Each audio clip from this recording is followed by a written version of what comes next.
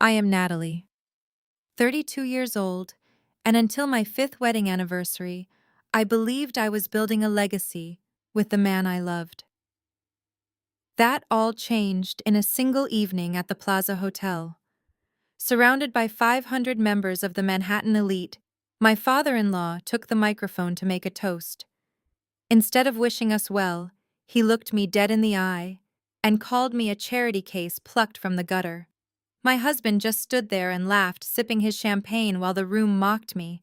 I simply smoothed my dress and prepared to walk up to the podium. By the end of the week, their entire billion-dollar empire would be reduced to ashes, and they would finally learn who my real father was. Before I continue this story, let me know where you are watching from in the comments below.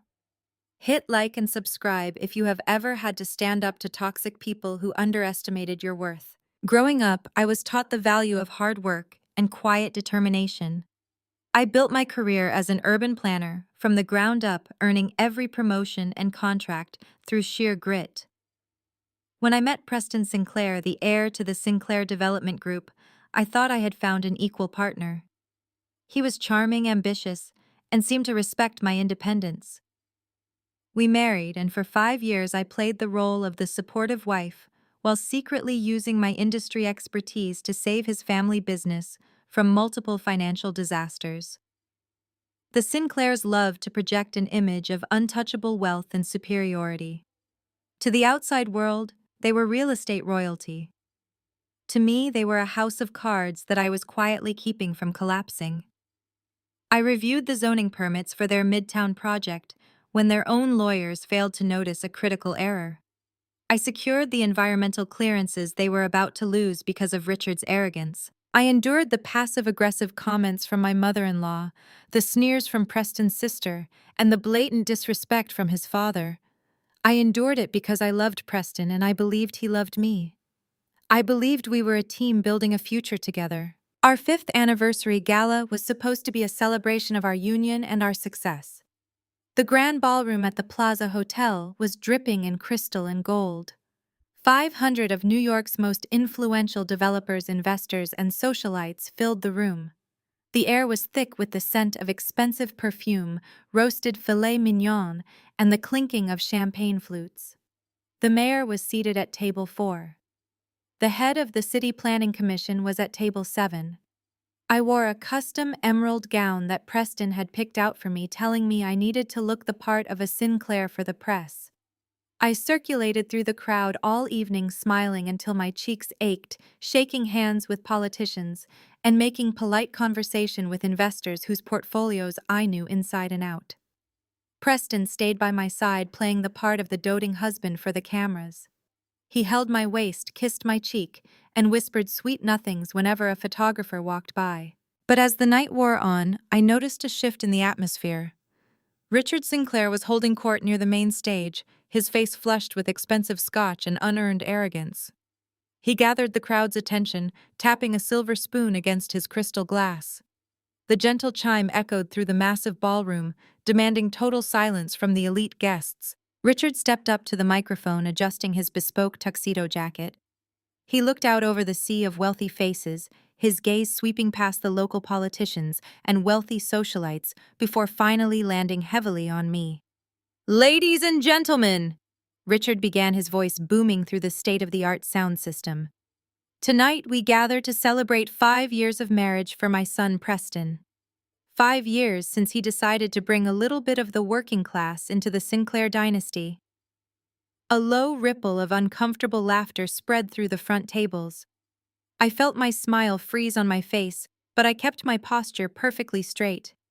I refused to give them the satisfaction of seeing me flinch. Richard was not finished.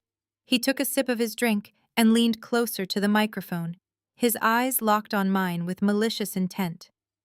"Let us be honest, everyone. We all know Preston has a generous heart. When he found Natalie, a simple urban planner trying to make sense of zoning laws, he did not just give her a ring, he gave her a rescue mission. She is our favorite charity case. The Sinclairs have always believed in giving back to the less fortunate, and what better way than elevating someone from the dirt and giving them our name? She did not even know the difference between a salad fork and a dessert fork when we brought her in.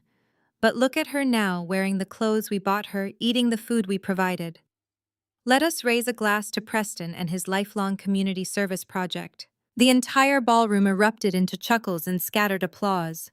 500 pairs of eyes turned toward me, filled with a sickening mixture of mockery and pity. The humiliation washed over me like ice water. I could hear the whispered insults from the women at the adjacent tables. I could see the smug satisfaction on the faces of Richard's business partners. But it was not Richard's cruel words that broke my heart. It was what happened next. I turned to look at Preston, my husband of 5 years, the man I had protected and supported and loved with everything I had. I waited for him to step forward. I waited for him to defend me, to pull the microphone away from his father, to declare that I was his equal and his partner. Instead, Preston threw his head back and laughed. He did not even have the decency to look ashamed. He lifted his champagne flute high in the air in a toast to his father, completely complicit in my public degradation. He looked down at me with a smirk that completely shattered the illusion of our entire marriage.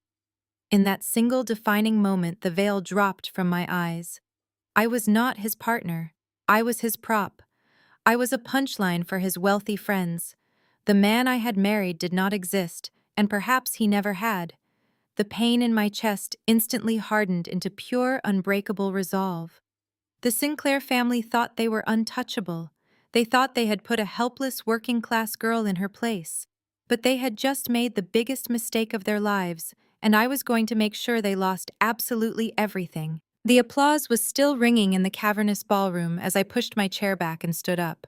I did not drop my gaze. I did not let a single tear touch my eyelashes. I smoothed the silk of my emerald dress, squared my shoulders, and began the long walk toward the main stage. The laughter around me died down, replaced by confused murmurs. Women nudged their husbands. Investors who had just been chuckling at my expense suddenly looked uncomfortable as I glided past their tables with absolute purpose. The heels of my shoes clicked rhythmically against the polished marble floor, sounding like a ticking clock in the rapidly quieting room. Preston stopped laughing. He lowered his champagne flute, his brow furrowing in irritation. He gave me a sharp look, silently commanding me to sit back down and accept my humiliation. I ignored him completely.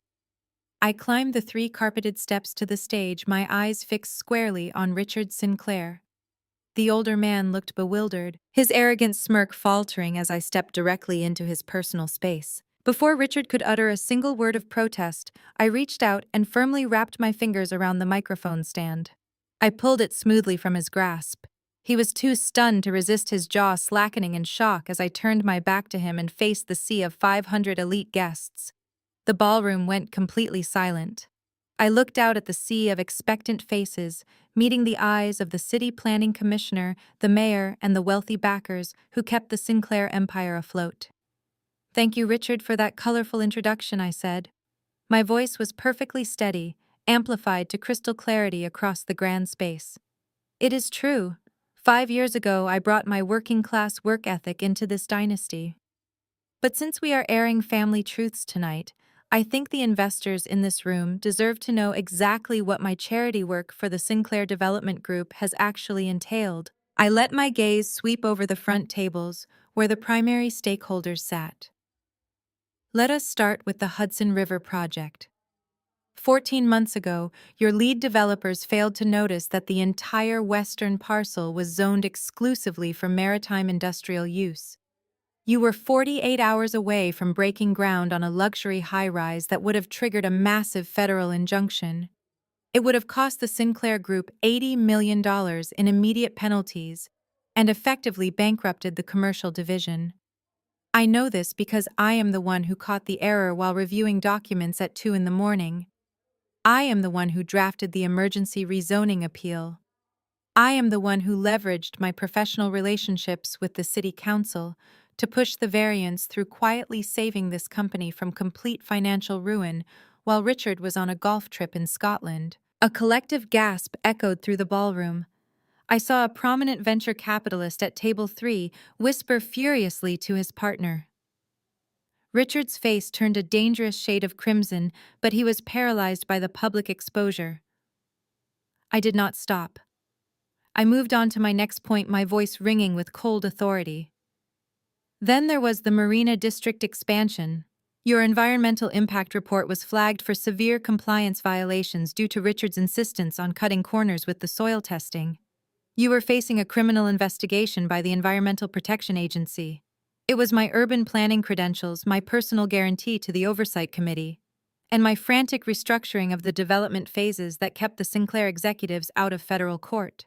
I rewrote the entire proposal over a holiday weekend, while my husband complained that I was neglecting my marital duties. I saved your legacy. I cleaned up your messes. I protected your wealth. I turned slightly to look down at Preston, who was now standing at his table, his face twisted in absolute fury. You call me a charity case, I said, leaning closer to the microphone, so my voice filled every corner of the room. But the truth is, the Sinclair Development Group is the charity. You do not build this city. You lease your success off the backs of people who actually know how to work. You survive because you had a wife who was willing to do the heavy lifting in the shadows so you could take the credit in the spotlight. I am not a rescue mission, Preston. I am the only reason your family name still carries any weight in this room. And if this is how you treat the foundation holding your house up, you should not be surprised when the roof eventually collapses on your head. The silence that followed was deafening. The wealthy elite stared at us, utterly captivated by the exposure of the Sinclair fraud. Preston's champagne flute shattered on the floor. He stormed past the front tables, taking the stage stairs two at a time. His eyes were wild, his breathing heavy with pure, unchecked rage. He marched directly up to me, his chest heaving. "You shut your mouth!" he snarled, his voice a low, dangerous rumble that the microphone barely caught. Before I could even register his raised hand, he swung. The physical impact was explosive. His open palm struck the left side of my face with a sickening sharp crack that echoed over the sound system.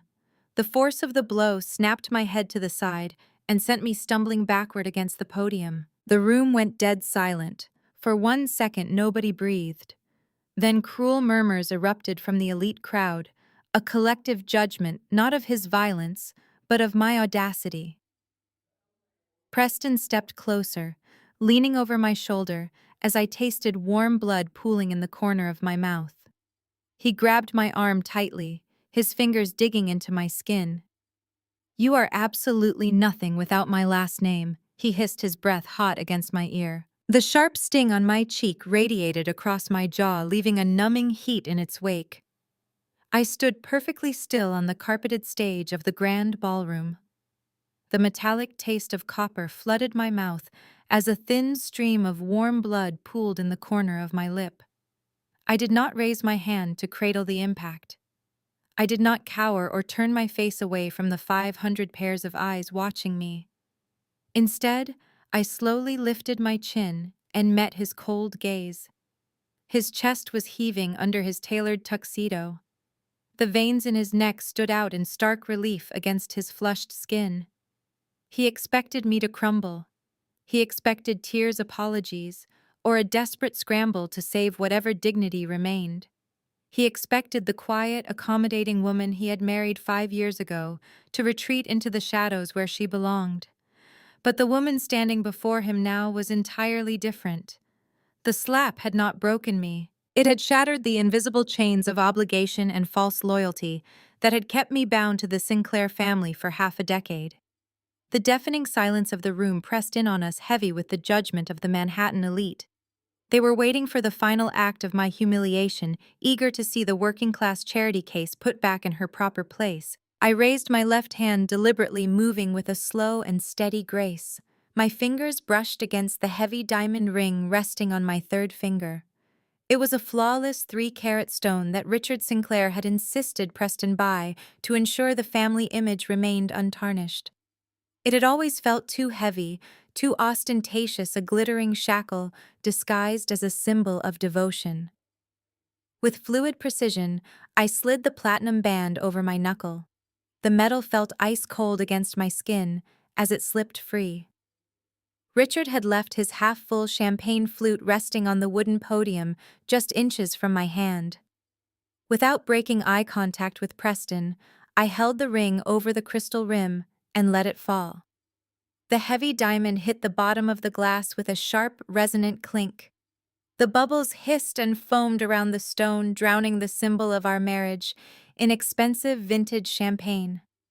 Preston stared at the glass, his jaw clenching as the reality of my gesture washed over him. The smug superiority in his eyes flickered, replaced by a sudden flash of genuine shock. He opened his mouth to speak, perhaps to hurl another insult or issue another threat, but I did not give him the chance. I had given this family enough of my time, my expertise, and my life. I turned my back on my husband and his father. I stepped down from the elevated stage, my posture rigidly straight, my head held high. The crowd of socialites, investors, and politicians parted before me like the Red Sea. No one dared to meet my eyes as I walked down the center aisle. The profound silence of the ballroom was broken only by the rhythmic click of my heels on the polished marble floor. I could feel their stares burning into my back. I heard the frantic, hushed whispers erupting like dry brush catching fire as I passed their tables. They were murmuring about the scandal, the slap, the audacity of my exit. Let them talk. Let them gossip over their caviar and truffles. I was walking away from the toxic illusion I had sustained for too long. My cheek throbbed with a dull, persistent ache, and the cut on my lip stung, but I embraced the pain. It was a physical reminder of the reality I had finally accepted. I reached the massive mahogany doors at the rear of the ballroom. I did not look back at the stage. I pushed the heavy doors open and stepped out into the quiet sanctuary of the carpeted corridor, leaving the Sinclair dynasty to deal with the ashes of the public relations disaster I had just ignited. The descent from the ballroom felt like waking from a long, suffocating nightmare. I moved through the opulent corridors of the Plaza Hotel with singular focus. The ornate gold fixtures and crystal chandeliers blurred past me as I reached the elevator banks. The polished brass doors slid open, and I stepped inside the empty car, watching the floor numbers tick downward in absolute silence. The mirrored walls of the elevator caught my reflection. My custom emerald gown remained immaculate, but my face told the story of the evening. A dark, angry red mark was already blooming across my left cheekbone. A small streak of dried blood marred the corner of my mouth. I reached up gently, wiping the blood away with the back of my hand. I stared at my own reflection, marveling at the intense clarity in my eyes. There was no fear left. There was only a cold, calculating determination. The elevator chimed softly, arriving at the ground floor. The doors parted to reveal the grand, bustling lobby. Guests in evening wear milled about, entirely unaware of the drama that had just unfolded floors above them. I glided through the lobby, my expression completely neutral, bypassing the concierge and the whispering bellhops. I pushed through the heavy revolving glass doors and stepped out into the freezing Manhattan night. The biting winter wind whipped sharply across the busy and bustling streets, stinging my bruised cheek, but the bitter cold felt wonderfully purifying. Yellow cabs blurred quickly past, and the grand city hummed with indifferent energy. I stood alone on the pavement, entirely unbothered by the freezing temperature seeping through my thin dress. Reaching smoothly into my evening clutch, I pulled out my phone. My bare hands were perfectly steady as I dialed a private, highly secured number I had not called in many years. The secure line rang twice before a deep voice answered. "Dad, please come." The morning sun pierced through the blackout curtains of the hotel suite, casting a sharp beam of light across the white duvet. I woke up with a dull, throbbing ache radiating from my left cheekbone. The events of the previous night rushed back into my consciousness as a cold, unyielding reality. I sat up slowly, feeling the stiffness in my neck and the metallic taste lingering in my mouth.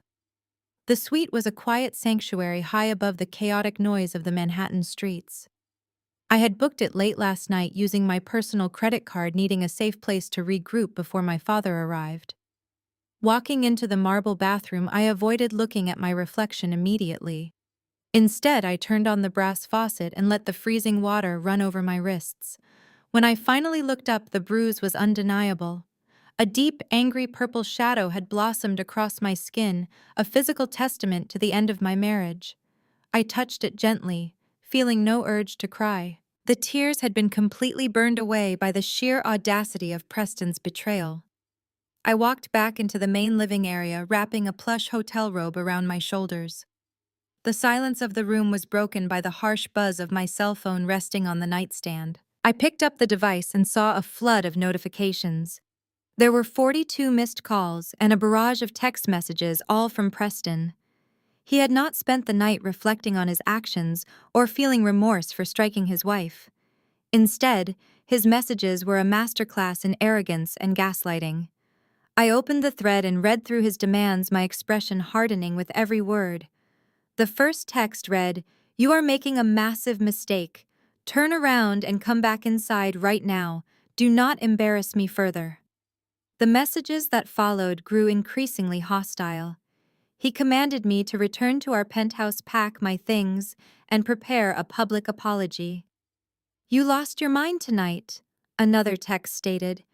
"My father is furious. You ruined our anniversary gala with your delusional rant. If you want any chance of salvaging this marriage, you will march into his office first thing tomorrow morning and beg him for forgiveness. Beg for your life, Natalie. Because without the Sinclair name, you are absolutely nothing. You have nowhere to go." I stared at the screen, marveling at the utter delusion of the man I had lived with for 5 years. He truly believed he held all the power. He thought I was just a frightened working-class girl who had run away in a temporary fit of hysterics. He expected me to come crawling back, broken and submissive, ready to accept my place beneath his family's heel. I did not type a response. I simply placed the phone face down on the table, feeling a deep calm wash over my spirit. He had played his hand exactly as I expected. The adrenaline from the night before was finally fading, replaced by the hollow ache of hunger. I picked up the room service menu, deciding to order a simple breakfast and a pot of strong black coffee before figuring out my next move. I dialed the concierge, my voice calm as I placed my order. Everything was proceeding normally until the attendant paused, her tone shifting to one of practiced professional discomfort. "I am so sorry, Miss Sinclair," the attendant murmured softly, "but the credit card we have on file for incidentals has just been declined. Would you happen to have another method of payment we could authorize for the room service?" I frowned, a brief flash of confusion crossing my mind. "That is impossible," I replied evenly. "It is a premium travel card with no preset spending limit. Could you please try running the numbers one more time?" I waited in silence, listening to the soft clicking of the keyboard through the receiver. A few moments later, the attendant returned, her voice even more apologetic. "I apologize again, ma'am, but the issuer has placed a hard block on the account. The transaction cannot be completed." I thanked her graciously, canceled the breakfast order, and hung up the phone. A cold realization began to spread through my chest. I picked up my phone and opened my banking application. I navigated to our joint accounts first. The balance was hidden, locked behind a bold red notification stating the account was frozen due to primary account holder intervention. Preston had moved swiftly, utilizing his family's vast resources to cut off my access to our shared finances. I was not entirely surprised by that petty tactic. I switched over to my personal checking and savings accounts. This was the money I had earned entirely on my own from my consulting work. These accounts were solely in my name, but they were housed at Sterling Heritage Bank, the institution that handled all the Sinclair corporate accounts. As the screen refreshed, the same glaring red notification appeared across my personal dashboard. "Account frozen. Contact your branch administrator immediately." Preston had leveraged his father's massive corporate influence to illegally freeze my personal, independent assets. He was trying to starve me out. He wanted to leave me stranded in a hotel room with no money, no credit, and no way to feed myself. He wanted me to feel the crushing weight of panic and to force me to walk back to their corporate headquarters on my hands and knees. I set the phone down on the glass coffee table and let out a soft, genuine laugh. It was a flawless textbook Sinclair maneuver, ruthless, unethical, and entirely predictable. Preston thought he had effectively trapped a mouse in a corner. He had absolutely no idea that he had just locked himself inside a cage with a lion. The financial freeze was not a death sentence for me. It was simply the opening move in a game they could not possibly win. The glowing screen of my phone suddenly shifted to an incoming call. The caller identification displayed a name that made the corners of my mouth twitch with dark amusement. Jamal Washington. Jamal was Preston's brother-in-law married to his sister Caroline. He was also the ruthless general counsel for the Sinclair Development Group.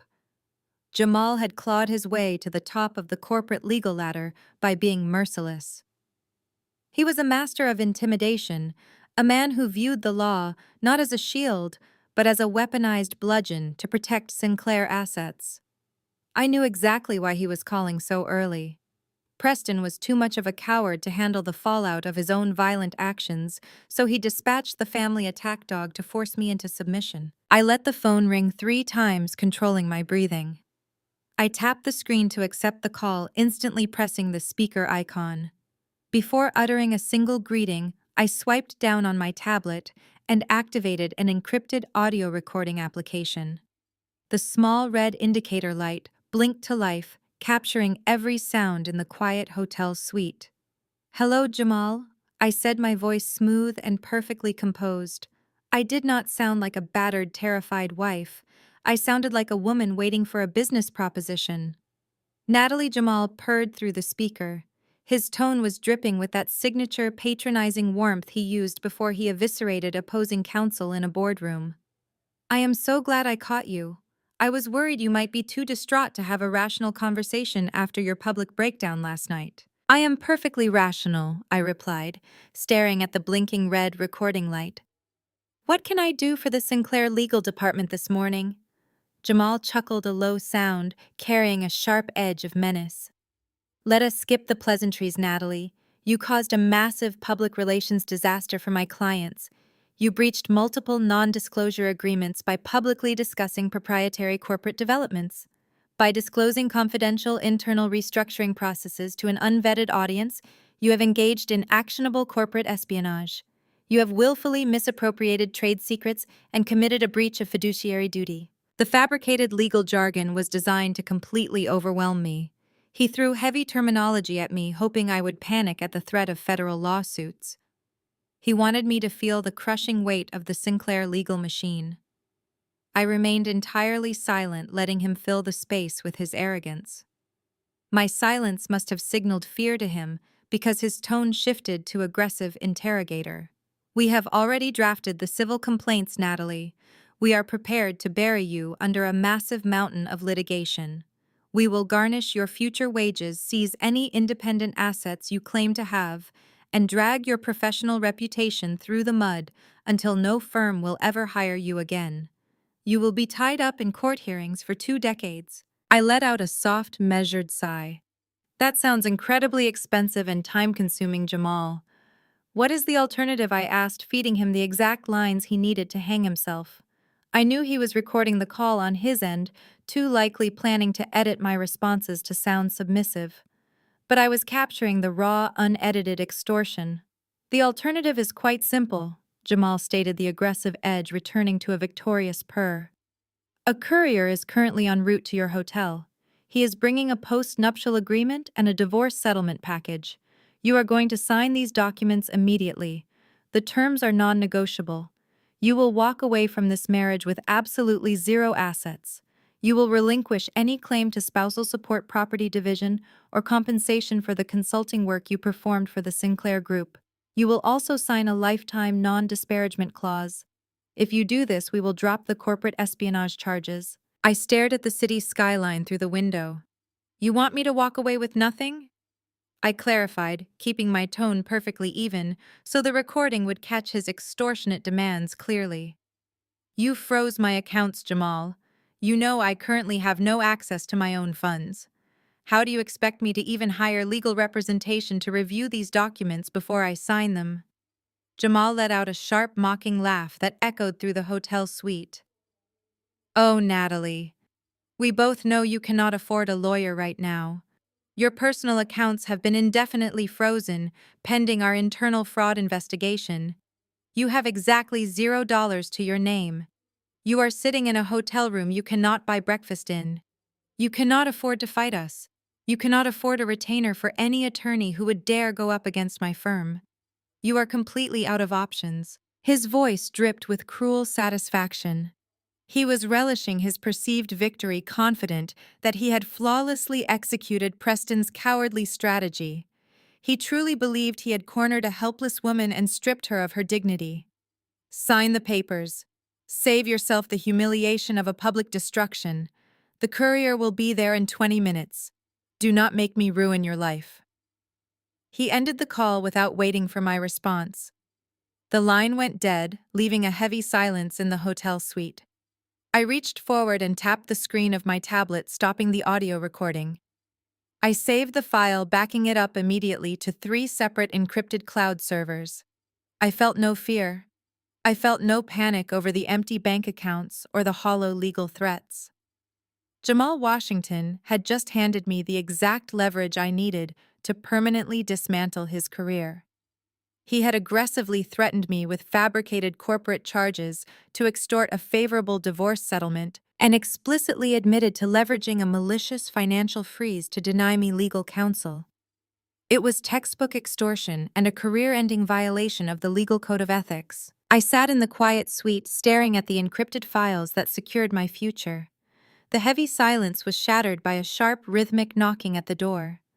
I tightened the sash of my robe, my mind racing through the adversaries they might have sent next.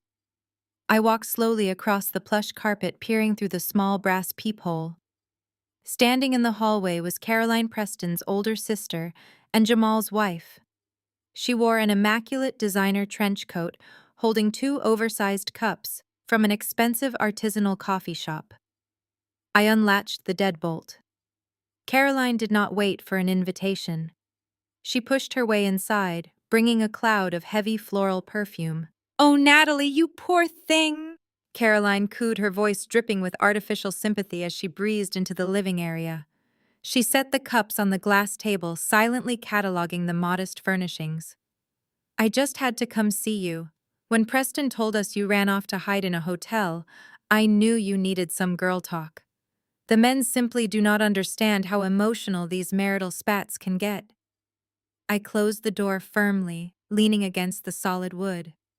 A marital spat. That was the official Sinclair narrative for a public physical assault. I did not reach for the coffee. I simply stood there waiting for the inevitable poison hidden inside her sweet delivery. "We are all just sick about what happened last night," she continued, adopting a soothing tone. "I completely understand how overwhelming these high society events can be for someone with your background. The pressure to fit in can make anyone behave erratically. But Natalie, sweetheart, you must realize how incredibly difficult you made things for Preston. He has been under stress with the harbor development. And then you stood on that stage and humiliated his father in front of the entire city. You provoked him. You forced his hand. You have to take responsibility for your part in this disaster.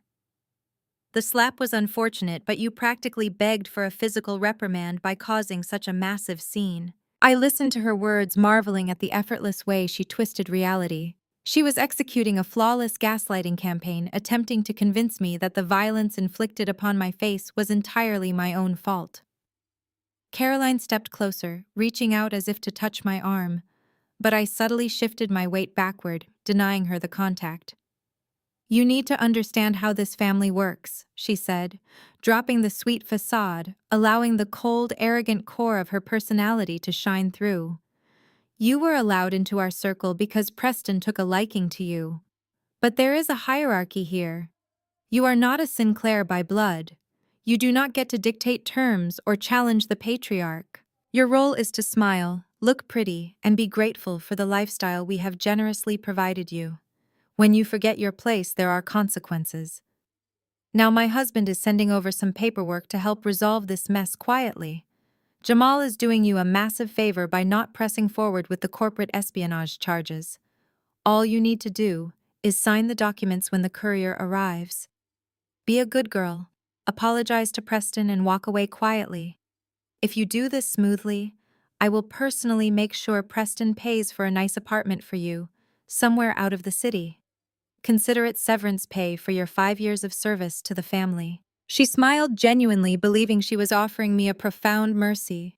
She expected me to weep to thank her for interceding to accept my position at the absolute bottom of the food chain.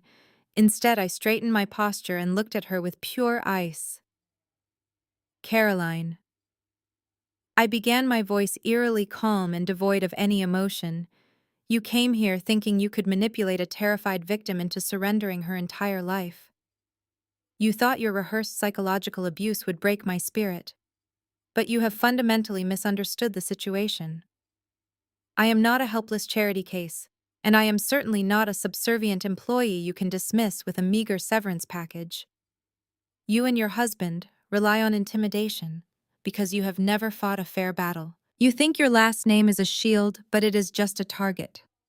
The corporate espionage threat Jamal tried to use against me an hour ago is already fully documented as felony extortion. I recorded the entire phone call. I captured every single illegal threat he made. He admitted to freezing my personal finances to deny me legal counsel." Caroline's smug smile vanished instantly. The color rapidly drained from her perfectly contoured face. Her jaw went slack as the implications of my words struck her. "You recorded a private conversation with my husband," she stammered, her voice suddenly panicked. "You cannot do that. That is illegal. You are bluffing." "I am not bluffing," I replied, stepping forward and forcing her to retreat. "And New York is a one-party consent state. The recording is perfectly legal and it is safely backed up on multiple encrypted servers. Your husband handed me the exact evidence I need to have him permanently disbarred. And as for Preston, the 500 witnesses who saw him strike his wife last night are not going to protect him when the truth about the Sinclair Group's actual financial standing comes out." I pointed toward the heavy wooden door, my command absolute. "Pick up your overpriced coffee and get out of my room." Caroline stood paralyzed for a fleeting second, caught between her ingrained arrogance and the terrifying realization that she had just walked into a trap. She snatched her purse, turning to march toward the exit. "You are making a huge mistake, Natalie," she tossed over her shoulder. "My family will destroy you." "No, Caroline," I said softly. "I am going to destroy your family."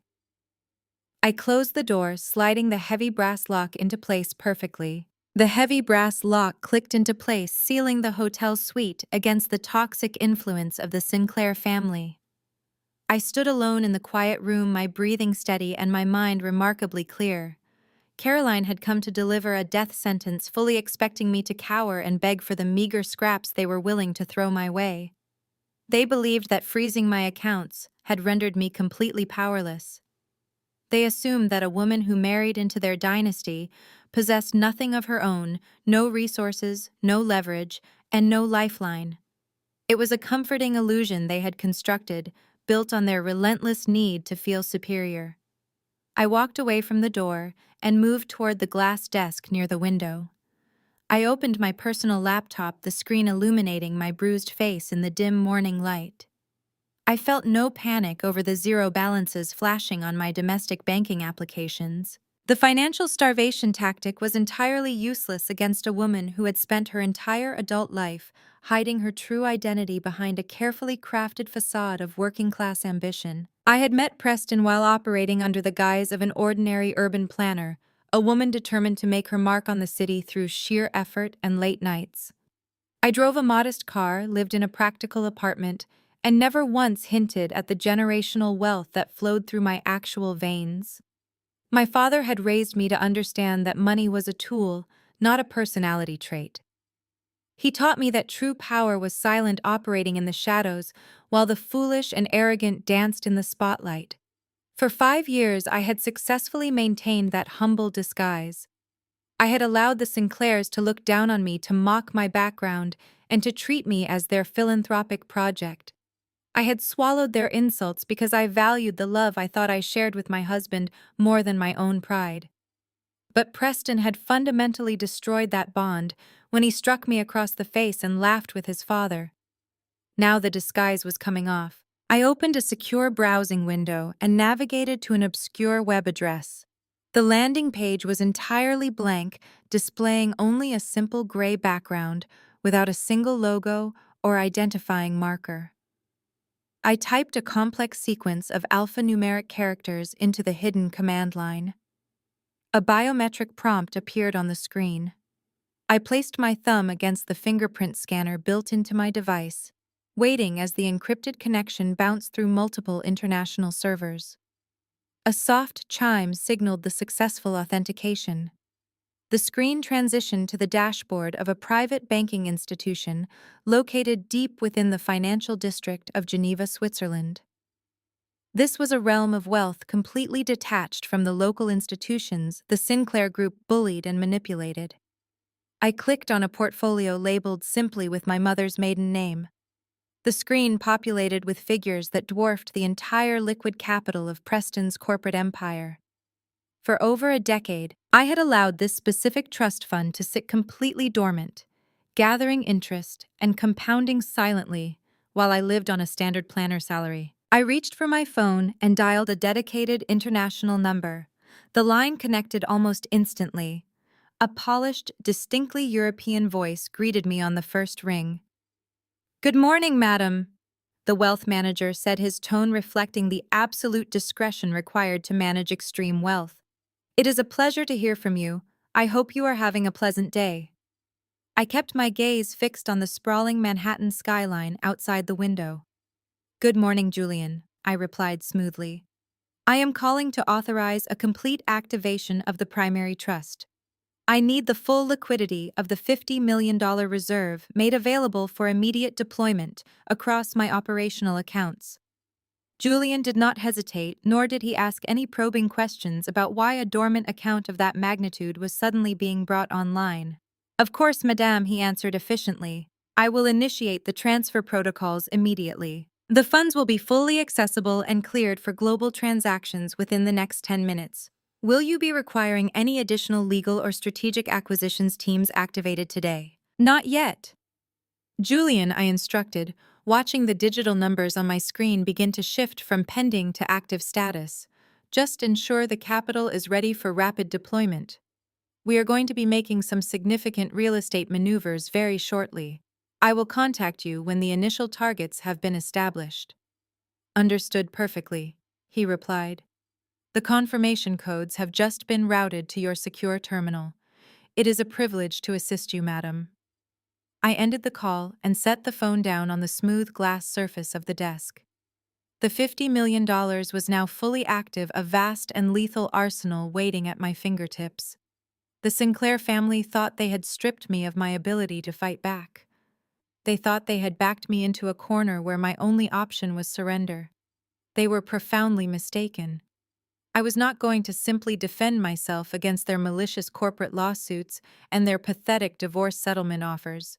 I was going to systematically dismantle their entire legacy brick by brick. I leaned back in the plush leather chair, letting the reality of my absolute financial freedom wash over my calm spirit. The dark bruise on my left cheek throbbed once more, serving as a cold, permanent reminder of the immense debt that Preston owed me. Just as I reached out my hand to close the secure browsing tab, my cell phone vibrated sharply twice against the smooth glass table.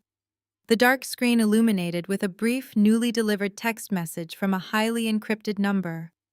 I glanced down silently and read the bold words displayed on the glowing screen. "Landing now," my loving father wrote. "By the way, I just bought the entire hotel you are currently staying in." I smiled at the glowing screen, the sheer magnitude of my father's casual acquisition warming the cold space around me. Buying an iconic luxury hotel simply to ensure his daughter had a safe place to sleep was vintage Jonathan Pierce. My father was a man who operated entirely outside the realm of traditional billionaires. He did not grace the covers of magazines, nor did he attend flashy charity galas or pose for society photographs. He was a practitioner of stealth wealth, a phantom titan who commanded vast swaths of the global economy from the shadows.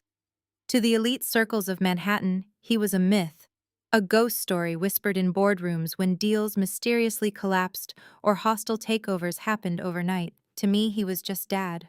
He was just. 15 minutes after reading his message, a heavy rhythmic knock echoed through the quiet suite. I did not bother looking through the peephole this time. I unlatched the deadbolt and pulled the heavy brass handle backward, opening the door wide. Jonathan Pierce stood in the hallway flanked by two towering security operatives in impeccable dark suits. My father wore a simple, unbranded charcoal overcoat over a tailored navy suit. His silver hair was perfectly neat, and his posture radiated the absolute terrifying authority of a man who bent the world to his will. He stepped into the room, signaling his guards to remain stationed in the corridor. The heavy door clicked shut behind him, sealing us inside the quiet luxury of the suite. For a brief moment, he was just a father relieved to see his child. His broad shoulders relaxed slightly, and a genuine warm smile touched the corners of his mouth. "Natalie," he said, his deep voice carrying a tremor of emotion he rarely showed to anyone else. He opened his arms to pull me into a tight, grounding embrace.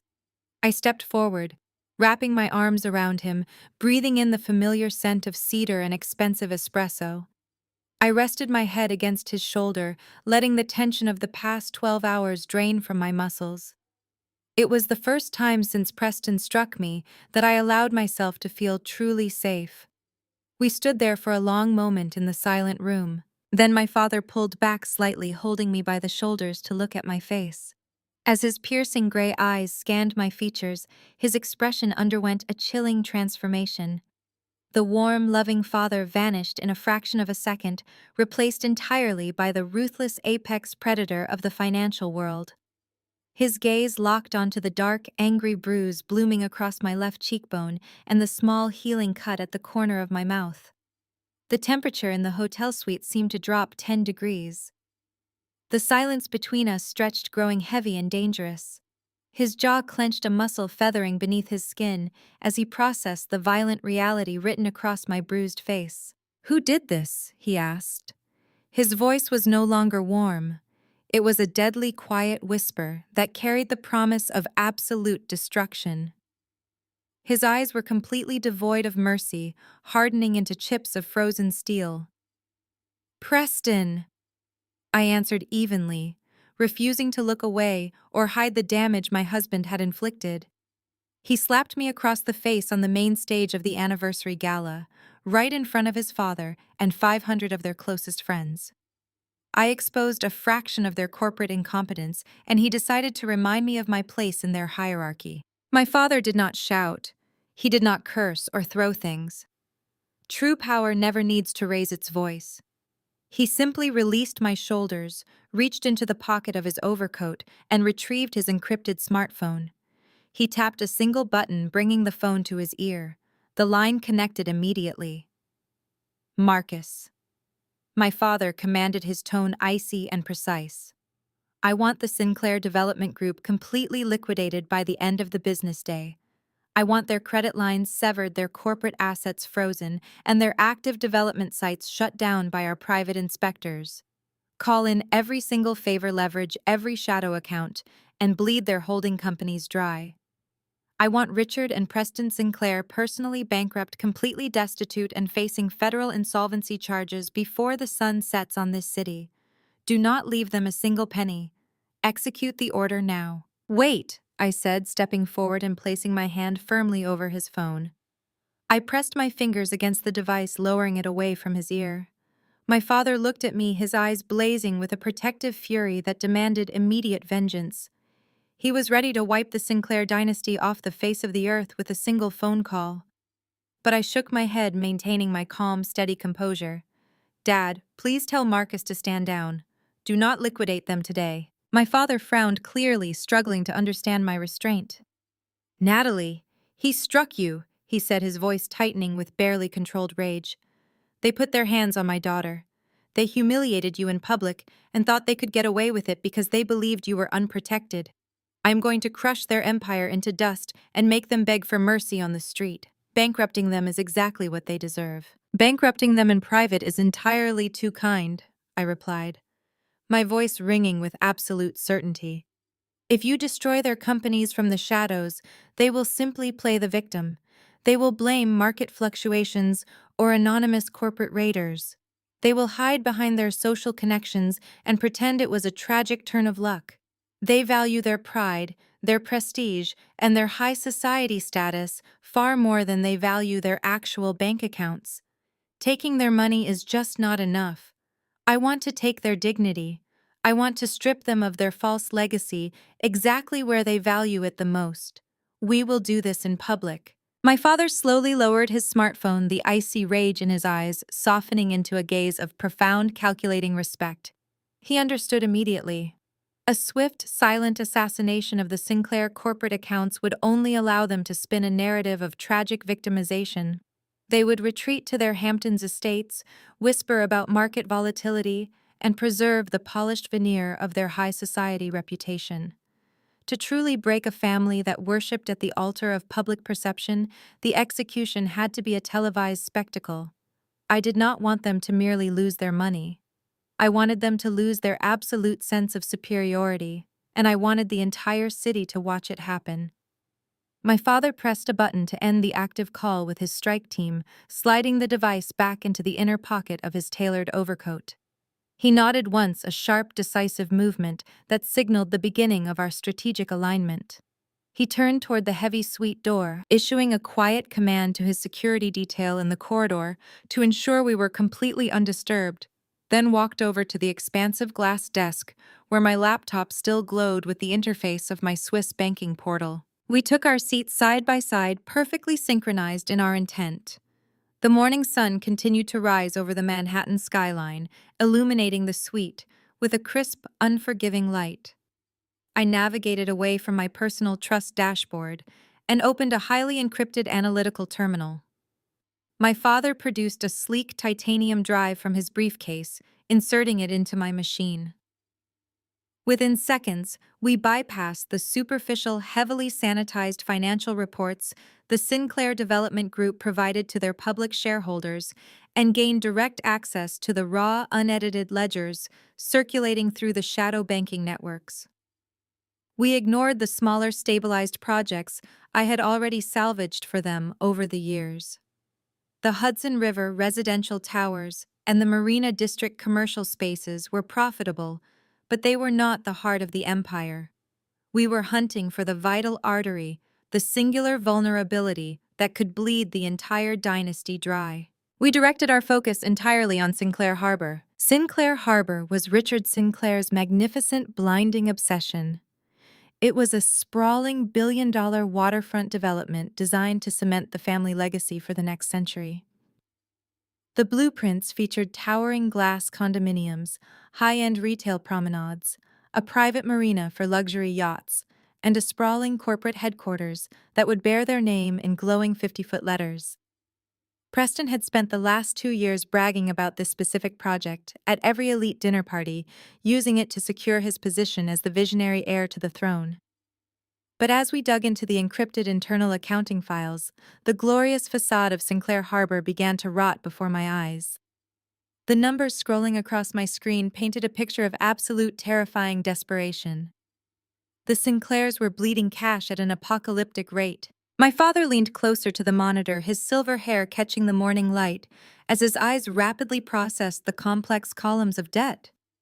He pointed a steady finger at a hidden subdirectory of financial obligations. "They are not just over budget, Natalie," he murmured, his voice laced with the cold precision of a forensic accountant analyzing a crime scene. "They are suffocating. Look at the capital expenditure burn rate over the last 3 quarters.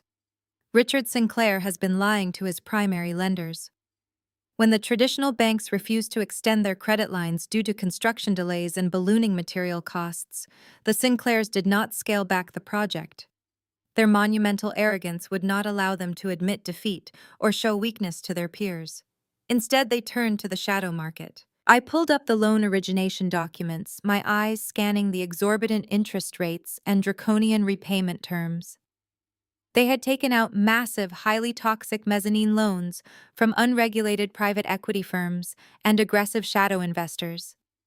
They were borrowing money at predatory rates just to keep the construction cranes moving and the illusion of prosperity alive. The entire Sinclair Harbor development was a beautiful, glittering house of cards built on a foundation of unstable, high-yield debt. If a single major creditor demanded immediate repayment, or if a structural flaw in the project triggered a default clause, the financial contagion would spread instantly. The debt was entirely cross-collateralized with their other supposedly healthy properties. The Sinclair family had leveraged every single brick they owned, risking their entire generational fortune to fund Richard's waterfront monument to his own ego.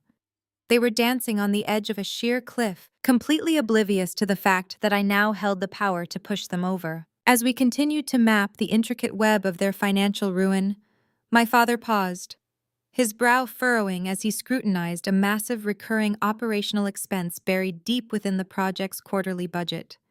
He highlighted a specific line item that was draining millions of dollars from their liquid reserves every single month. "This capital expenditure makes absolutely no sense," he stated, tapping the glass surface of the desk. "Why is the Sinclair Group bleeding this much capital on ground rent? They are real estate developers. Their entire business model is predicated on acquiring and holding the underlying assets." I leaned forward, my eyes following his finger to the ledger, detailing the property rights for Sinclair Harbor. The realization of what he was looking at sparked a slow, triumphant smile across my face. The Sinclair Development Group does not actually own the physical dirt beneath their billion-dollar crown jewel. My father opened the master property deed, his eyes scanning the dense legal jargon of the commercial lease agreement. Richard Sinclair had been forced to accept a 99-year ground lease because the original owner of the waterfront property had absolutely refused to sell the land outright. The terms of the lease were aggressively steep, heavily favoring the landlord, and included incredibly strict termination clauses that could be triggered by financial insolvency, regulatory violations, or moral turpitude. My father read the name of the holding company that owned the prime real estate. "The deed belongs to a shell corporation registered in Delaware called NR Holdings," he read aloud, his voice reflecting a rare moment of genuine confusion. "This faceless entity holds the absolute power of eviction over the entire Sinclair Harbor project. If NR Holdings terminates this ground lease, the Sinclairs forfeit all the physical structures built upon the land. They lose the towers, the retail spaces, the marina, everything. Richard Sinclair effectively built his legacy in a stranger's backyard." My father reached for his keyboard, preparing to deploy his corporate intelligence team to pierce the corporate veil of the shell company and discover the identity of this mysterious landlord. He intended to buy the debt purchase the holding company and hand me the ultimate weapon. But I reached out and gently placed my hand over his wrist, stopping his movement.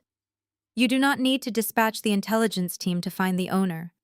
Dad," I said, my voice softening into a tone of absolute chilling satisfaction. I opened a separate encrypted folder on my desktop, navigating through a series of legal documents I had quietly maintained for a decade. I pulled up the original incorporation papers for the shell company, displaying the unredacted signature line on the high-definition screen. I turned the laptop slightly so my father could read the documents clearly. "NR Holdings stands for Natalie Reed," I revealed using my maiden name. "I bought that massive stretch of barren, polluted waterfront dirt 10 years ago, long before the city revitalized the district, and long before I ever met Preston Sinclair. I saw the urban development potential when everyone else saw a wasteland. I used the initial distributions from my personal investment portfolio to acquire the title through a blind trust. When Richard Sinclair finally realized the value of that location and decided to build his ultimate monument there, his aggressive corporate lawyers negotiated the ground lease directly with my blind trust administrators. The Sinclair family has been paying me millions of dollars in ground rent every single year. They have poured their entire borrowed fortune into building a glittering empire on top of my property, completely oblivious to the fact that the working-class charity case they mock at their dinner tables is actually their landlord." My father stared at the digital documents, the sheer magnitude of the poetic justice washing over him. The tension in his broad shoulders dissolved, replaced by a radiant, overwhelming sense of paternal pride. He looked at me, a brilliant, dangerous smile spreading across his face. He recognized the flawless, predatory genius of the trap I had unknowingly set years ago. The Sinclairs had humiliated me, frozen my bank accounts, and threatened to leave me destitute. They believed I was nothing without their name. Yet I held the legal authority to instantly terminate the lease on their most vital asset, effectively seizing their billion-dollar development and rendering them completely homeless in the corporate world. They were standing on my land, and it was finally time to pull the ground out from under their feet. The revelation hung in the air of the hotel suite, a masterpiece of unintentional irony that tied the Sinclair family's fate directly to the woman they had so publicly discarded. My father, a man who rarely displayed raw emotion, leaned back in his chair and let out a deep, resonant laugh that echoed against the glass walls. He looked at the digital deed on my screen, tracing the name of my shell corporation with his eyes, as if admiring a flawless chess move executed by a grandmaster. "You built the guillotine, Natalie," he said, his voice laced with absolute awe. "You secured the foundation of their destruction years before they even knew your name." The sheer arrogance of Richard Sinclair, claiming to be a titan of industry, while he poured his entire borrowed fortune into dirt he did not even own. It was a spectacular vulnerability, but as my father reached into his tailored coat to retrieve his own encrypted tablet, I realized the trap was about to become infinitely more lethal. He placed his device on the desk next to mine, the sleek titanium casing catching the morning light. The screen activated, displaying a complex network of corporate subsidiaries and holding companies that formed the labyrinth of his financial empire. He navigated through a series of secure folders, bypassing the public-facing entities and diving into the shadow portfolios that funded his most aggressive acquisitions. "You hold the land, Natalie," he murmured, his fingers dancing across the digital interface. "But I think you will find the other half of this equation equally satisfying." He opened a ledger detailing billions of dollars in high-yield mezzanine debt, the exact toxic loans the Sinclair Development Group had desperately acquired when traditional banks turned them away. He highlighted the primary creditor for the Sinclair Harbor project, a faceless private equity firm registered offshore. I read the name of the firm, recognizing it immediately as one of the primary lenders we had just analyzed. "I own that firm," my father stated quietly, delivering the final devastating piece of the puzzle. "I acquired their debt portfolios 3 years ago as part of a larger corporate restructuring strategy. Richard Sinclair thinks he is beholden to a syndicate of ruthless shadow investors, but he is actually beholden to me. I hold every single promissory note, every default clause, and every covenant associated with the Sinclair Harbor development." My breath caught in my throat as the sheer magnificent gravity of our combined power washed over me. The Sinclairs were borrowing billions of dollars from the father to build a towering, fragile empire on top of the daughter's land. We had them completely surrounded, boxed into a financial corner from which there was absolutely no escape. It was not just a trap. It was a perfectly engineered tomb. "If they failed to make a single payment," my father continued, his voice dropping into a deadly clinical register, "I have the legal authority to seize their corporate assets, freeze their operating capital, and liquidate their entire holding company. And because their debt is entirely cross-collateralized, a default on the harbor project means I can seize their residential towers, their commercial districts, and even their personal estates in the Hamptons.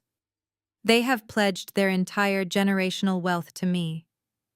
I looked at the screen, my mind racing through the legal mechanics of our impending strike.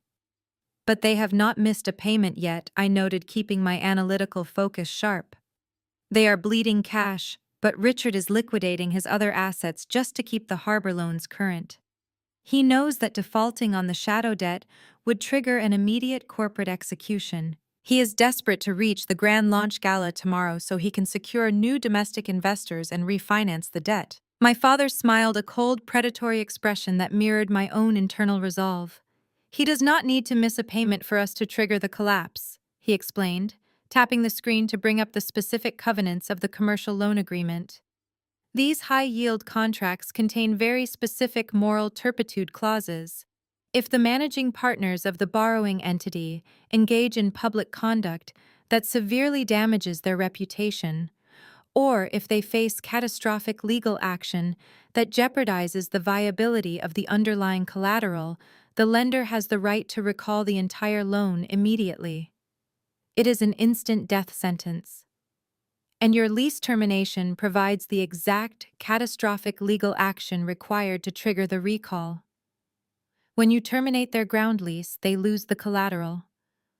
When they lose the collateral, I recall the debt. We execute them simultaneously. We sat together in this quiet suite, two architects of absolute ruin, refining the timing of our coordinated strike. The Sinclair Harbor Launch Gala was scheduled for tomorrow evening. It was designed to be Richard and Preston's ultimate triumph, a highly publicized press event meant to dazzle prospective buyers and secure the future of their dynasty. The entire Manhattan elite would be in attendance along with national media outlets and international real estate magnates. It was the perfect stage. We would let them stand under the bright lights basking in their unearned glory right up until the very last second. We would let them climb to the absolute peak of their arrogance before we severed the ropes and watched them plummet into the abyss. As we finalized our legal filings, the sharp chime of an incoming email echoed from my laptop. A notification banner slid across the screen. It was an official communication from Jamal, Washington.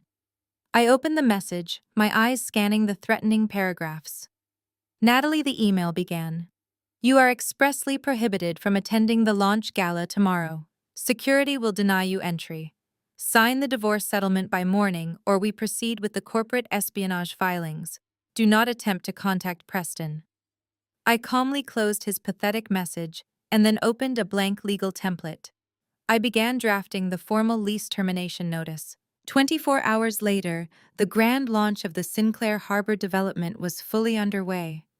The venue was a spectacular glass pavilion, erected directly on the waterfront, offering a panoramic view of the exact land they did not own. Spotlights swept across the night sky, projecting the Sinclair corporate logo against the low-hanging clouds. A fleet of black luxury vehicles lined the block, discharging the most powerful figures in New York real estate, national media correspondents, and high society elites. Waiters in crisp white jackets circulated through the packed pavilion with trays of vintage champagne and beluga caviar. The atmosphere was thick with the scent of expensive cologne and the intoxicating illusion of untouchable success. Massive digital screens displayed breathtaking renderings of the proposed residential towers, the luxury retail promenades, and the private marina that Richard Sinclair believed would cement his dynasty for the next century. Flashbulbs erupted in a continuous blinding wave as the press jockeyed for position near the main stage. The entire event was designed to be a masterclass in corporate theater, a glittering spectacle meant to secure the new domestic investors they so desperately needed to keep their shadow loans afloat. Every detail was meticulously orchestrated to project absolute stability, overwhelming wealth, and generational power. Standing at the center of the elevated stage, Richard and Preston Sinclair were the absolute picture of triumph. They wore custom-tailored midnight blue tuxedos, their smiles bright and practiced for the flashing cameras. Richard gripped the edges of the acrylic podium, projecting the aura of a conquering king surveying his vast domain. Preston stood just a half step behind him, radiating an arrogant confidence that made my stomach turn. Looking at his perfectly groomed hair and his relaxed posture, it was entirely impossible to tell that just the night before, this was a man who had struck his wife across the face in a fit of cowardly rage. He showed absolutely no signs of remorse, no tension, and no fear. He genuinely believed that the problem of Natalie had been swiftly and permanently handled by his family's legal machinery. They laughed together as a prominent real estate journalist shouted a flattering question from the front row. Richard gestured expansively toward the illuminated architectural models boasting about the vision required to transform a barren stretch of dirt into the crown jewel of Manhattan. He spoke grandly about legacy ownership and the unyielding strength of the Sinclair name, completely oblivious to the financial guillotine suspended just inches above his neck. While the patriarchs commanded the stage, the true architect of their false security held court near the VIP Investor Lounge. Jamal Washington stood beside a towering ice sculpture, a crystal tumbler of scotch resting comfortably in his hand. He was surrounded by a tight circle of prominent venture capitalists and private equity directors. Among them were two men who, unbeknownst to Jamal, were senior operatives from my father's conglomerate placed there to monitor the evening's proceedings. Jamal was leaning in close, his voice pitched to that conspiratorial volume meant to convey exclusive insider knowledge. He was actively using my supposed destruction as a selling point to reassure the investors of the company's ruthless efficiency. He laughed, a deep, resonant sound that carried over the classical music playing through the pavilion speakers.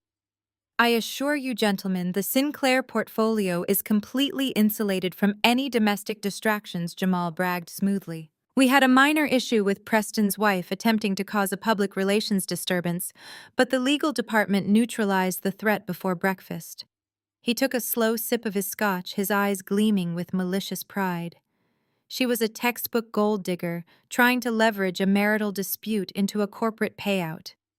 I personally locked her out of every single financial account she possessed. We starved her out within 12 hours. She is currently sitting in a hotel room with zero assets, staring at a post-nuptial agreement that leaves her with nothing but the clothes on her back. We protect the Sinclair assets with absolute prejudice. One of the investors raised an eyebrow, questioning the legality of such an aggressive financial freeze. Jamal simply smirked, tapping the side of his glass. The law is simply a tool for those who know how to wield it, he replied with supreme arrogance. She does not have the resources to hire an attorney, let alone challenge the Sinclair corporate machine. We crushed her, gentlemen. The Sinclair legacy is ironclad and your investments are safer than they have ever been. The sheer hubris radiating from the Sinclair family was a magnificent thing to witness from afar. They had built their entire monumental evening on a foundation of cruel lies and stolen dirt. As Richard tapped the microphone to signal the beginning of his formal keynote address, the crowd fell into a respectful, expectant silence. The cameras focused entirely on the stage. The investors whom Jamal had just reassured took their seats in the front row, completely convinced of the dynasty's invulnerability. The grand stage was perfectly set. The overhead spotlight was blindingly bright. The Sinclairs had climbed to the absolute highest peak of their public pride. They had declared their victory over the helpless working-class girl, and they were ready to collect their crown. The catering staff stepped back into the shadows of the grand pavilion, allowing the focus to remain entirely on the two men standing at the podium. Preston adjusted his tie, casting a smug look over the audience of billionaires and industry titans. He felt like an invincible king standing beside his father. He believed this night would solidify his place in history, completely unaware that his legacy had already been systematically dismantled in a hotel room miles away. The classical music faded out into a sweeping silence, and Richard Sinclair took a deep, triumphant breath. He prepared to deliver the most important speech of his lifetime, completely oblivious to the devastating storm gathering just outside the grand double doors. The silence in the grand glass pavilion was absolute. Richard leaned into the microphone, parting his lips to deliver the opening lines of a speech he had rehearsed for months. But the first word never left his throat. At the back of the cavernous room, the massive glass double doors did not just open. They were pushed apart with a sudden, forceful thrust that sent a physical shockwave through the air. The heavy brass hinges groaned a sharp screech that violently fractured the reverent hush of the Manhattan elite. Every head in the room snapped backward.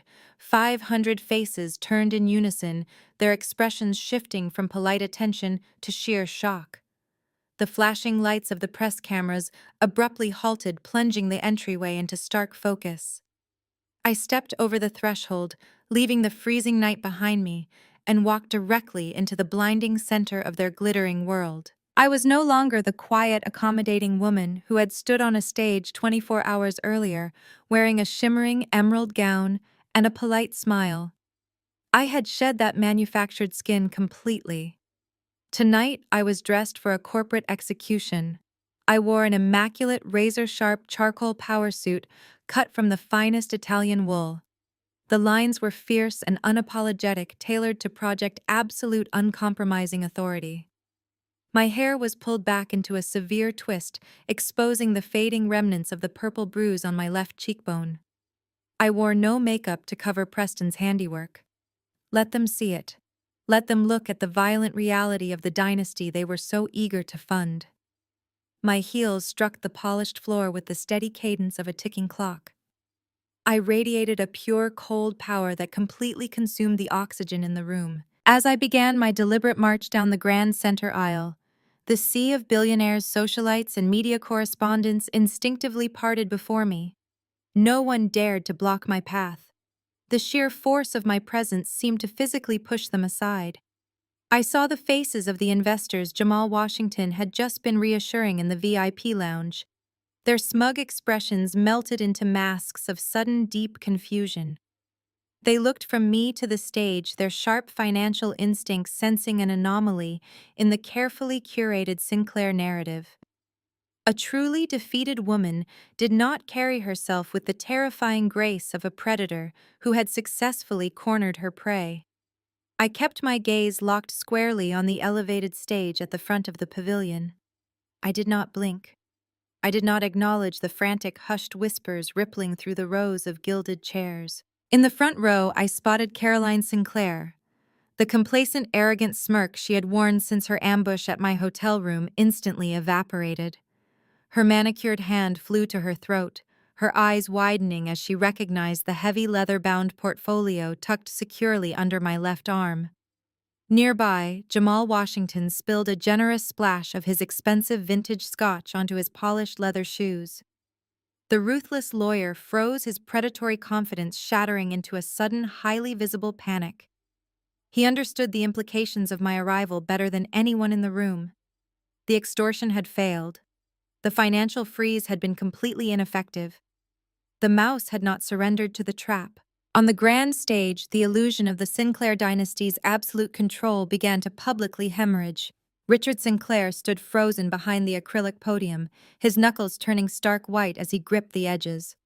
The color rapidly drained from his weathered face, leaving him looking like a fragile, terrified old man rather than a titan of industry. He opened his mouth, stammering a breathy, incoherent sound into the live microphone. The legendary patriarch was completely paralyzed by the sheer audacity of my intrusion.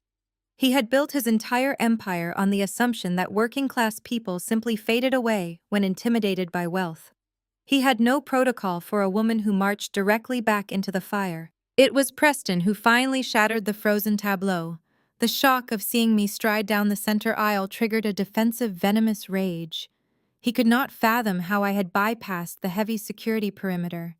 He could not understand why I was not cowering in a hotel room weeping over a predatory divorce settlement.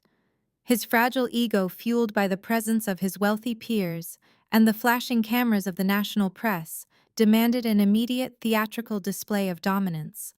He stepped out from behind his father's shadow, his face twisting into an ugly, contemptuous sneer. He reached forward and snatched the microphone from the stand, the sudden screech of audio feedback causing several guests to wince and cover their ears. Preston paced to the very edge of the stage, looking down at me from his elevated platform. He decided to turn my arrival into a public spectacle, assuming he could control the narrative and humiliate me again. "Well, ladies and gentlemen," Preston announced, his voice booming over the sound system, dripping with a thick, artificial amusement. "It appears we have a slight breach in our security protocol tonight. I must apologize for the interruption to our launch gala. It seems my soon-to-be ex-wife has decided to crash a billionaire's party in a desperate plea for attention." He let out a harsh, mocking laugh, pitching it perfectly, so the microphone carried the sound to every corner of the pavilion. The cruel laughter echoed against the towering glass walls, but it was not met with the chorus of chuckles he expected from the audience. The room remained incredibly tense. The journalists in the press pit were frantically adjusting their lenses, their cameras tracking my every step. They smelled blood in the water, and it was not mine. Preston paced further along the edge of the stage, leaning down to address me directly. "I told you last night that you were nothing without this family, Natalie." He sneered, his tone dripping with condescension. "You have no money. You have no status. You have absolutely no right to be standing in this room. Coming here to beg for a handout in front of my investors is beyond pathetic. It is frankly embarrassing for you." He turned his gaze toward the perimeter of the room, raising a hand to signal the heavy security detail stationed near the exits. "Guards." Preston barked his command, ringing with sharp, desperate authority. "Remove this woman from the premises immediately. Escort her out of the pavilion and ensure she does not set foot on Sinclair property ever again. Get this desperate beggar out of my sight before she ruins a historic evening." Four massive men in dark suits immediately detached from the shadows along the walls, their earpieces glowing as they moved to intercept my path. They approached with swift tactical precision, intending to grab my arms and drag me back out into the freezing night. A soft murmur of scandalized excitement rippled through the seated crowd. They were waiting for the physical struggle, waiting for the messy, humiliating end to my rebellion. But I did not stop walking. I did not alter my measured, rhythmic pace. I did not even look at the imposing security personnel closing in on my flanks. I kept my eyes locked entirely on my husband, my gaze burning with an absolute terrifying calm that made him involuntarily take a half step backward on the stage. As the leading security guard reached out to grasp my shoulder, a sudden invisible shift occurred in the atmosphere of the room. The men hesitated, their hands freezing just inches from my tailored suit. Perhaps it was the sheer, unwavering authority radiating from my posture. Or perhaps it was the subtle, imperceptible movement of my father's elite operatives quietly stepping out of the VIP lounge to silently block the local guards from making contact. Whatever the reason, the path remained completely clear. I walked untouched past the trembling front row, past a panicking Jamal Washington, and past the blinding flashes of the press cameras. I reached the very base of the stage, standing directly below Preston, ready to execute the final devastating blow. The security guards stood frozen, their imposing frames rendered completely useless by the invisible gravity of the room. They looked from me to Preston, waiting for a definitive command that never came. My husband was busy gripping the microphone, his knuckles white, trying to maintain his artificial sneer. I did not glance at them as I stepped past their hesitant hands and approached the long table set up for the national press. The journalists parted seamlessly, their camera lenses reflecting the harsh pavilion lights. I reached the center of the media pit, placing myself directly between the flashing bulbs and the grand stage where the Sinclair men stood. The hum of the crowd began to rise, a tidal wave of whispered speculation. They expected me to weep, to beg for my marriage, or to launch into a bitter, emotional tirade about his infidelity and cruelty. Instead, I placed my heavy leather portfolio flat onto the polished mahogany surface of the press table. The sound of the thick leather connecting with the wood echoed sharply over the ambient noise. I unclasped the silver buckle with a deliberate metallic click. The reporters leaned in closer, their audio recorders thrust forward to capture every single syllable. Preston let out another scoff, shaking his head dramatically for his wealthy audience. "Are you handing out resumes now, Natalie?" he asked, his voice dripping with venomous amusement. "I told you we are not hiring charity cases anymore."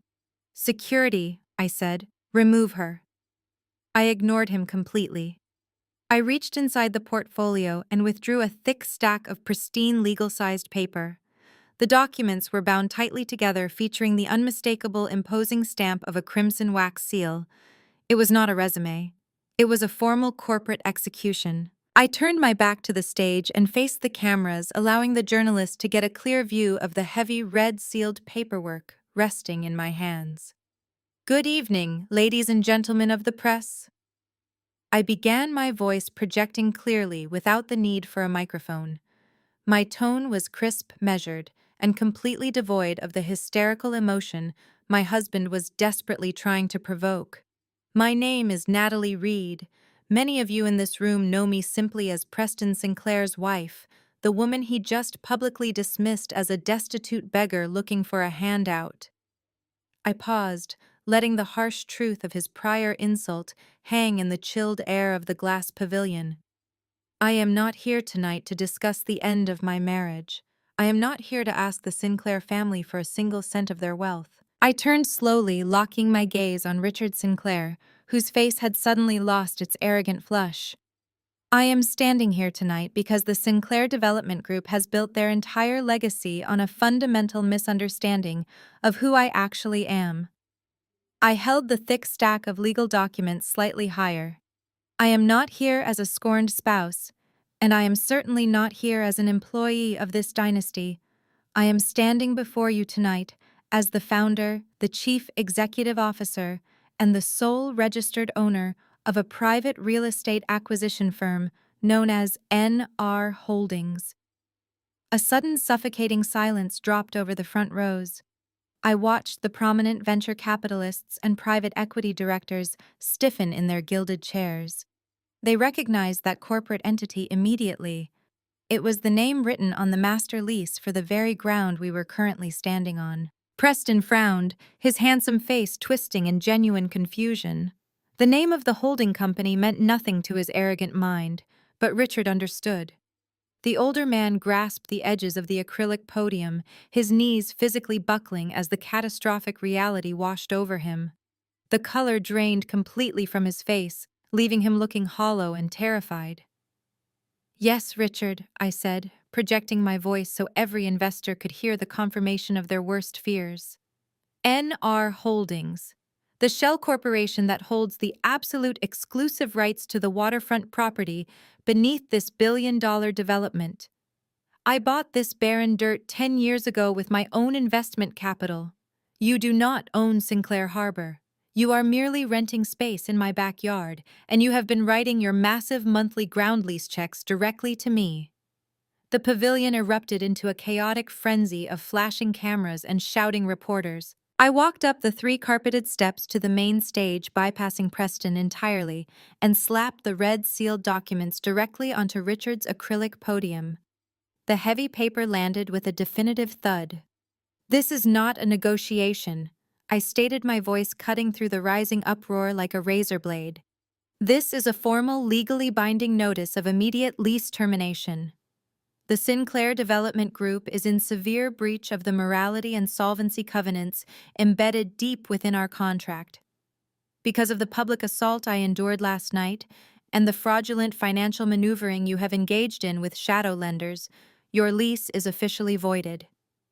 Preston stared at the documents, his jaw hanging slack, his mind desperately trying to process the magnitude of the disaster unfolding before his eyes. He reached out with trembling fingers, finally realizing that the woman he slapped held the keys to his kingdom. "You are officially trespassing on my property," I told them, my voice echoing with absolute unyielding finality.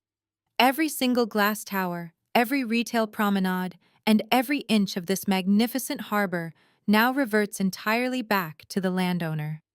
You have exactly 30 days to vacate the premises before my private security teams physically remove your corporate assets from my dirt."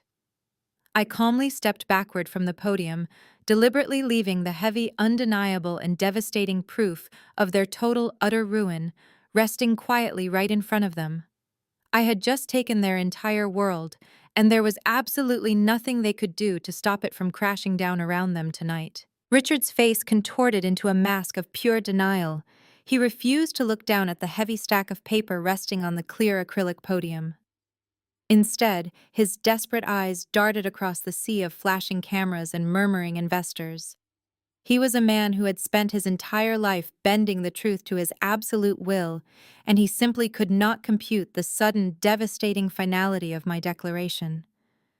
"This is a complete delusion," Richard bellowed into the microphone, his voice cracking with a high-pitched panic that completely ruined his meticulously crafted authoritative facade.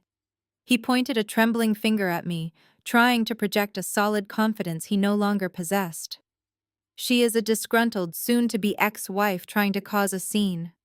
Security, I gave you a direct order. Remove this woman from my property immediately.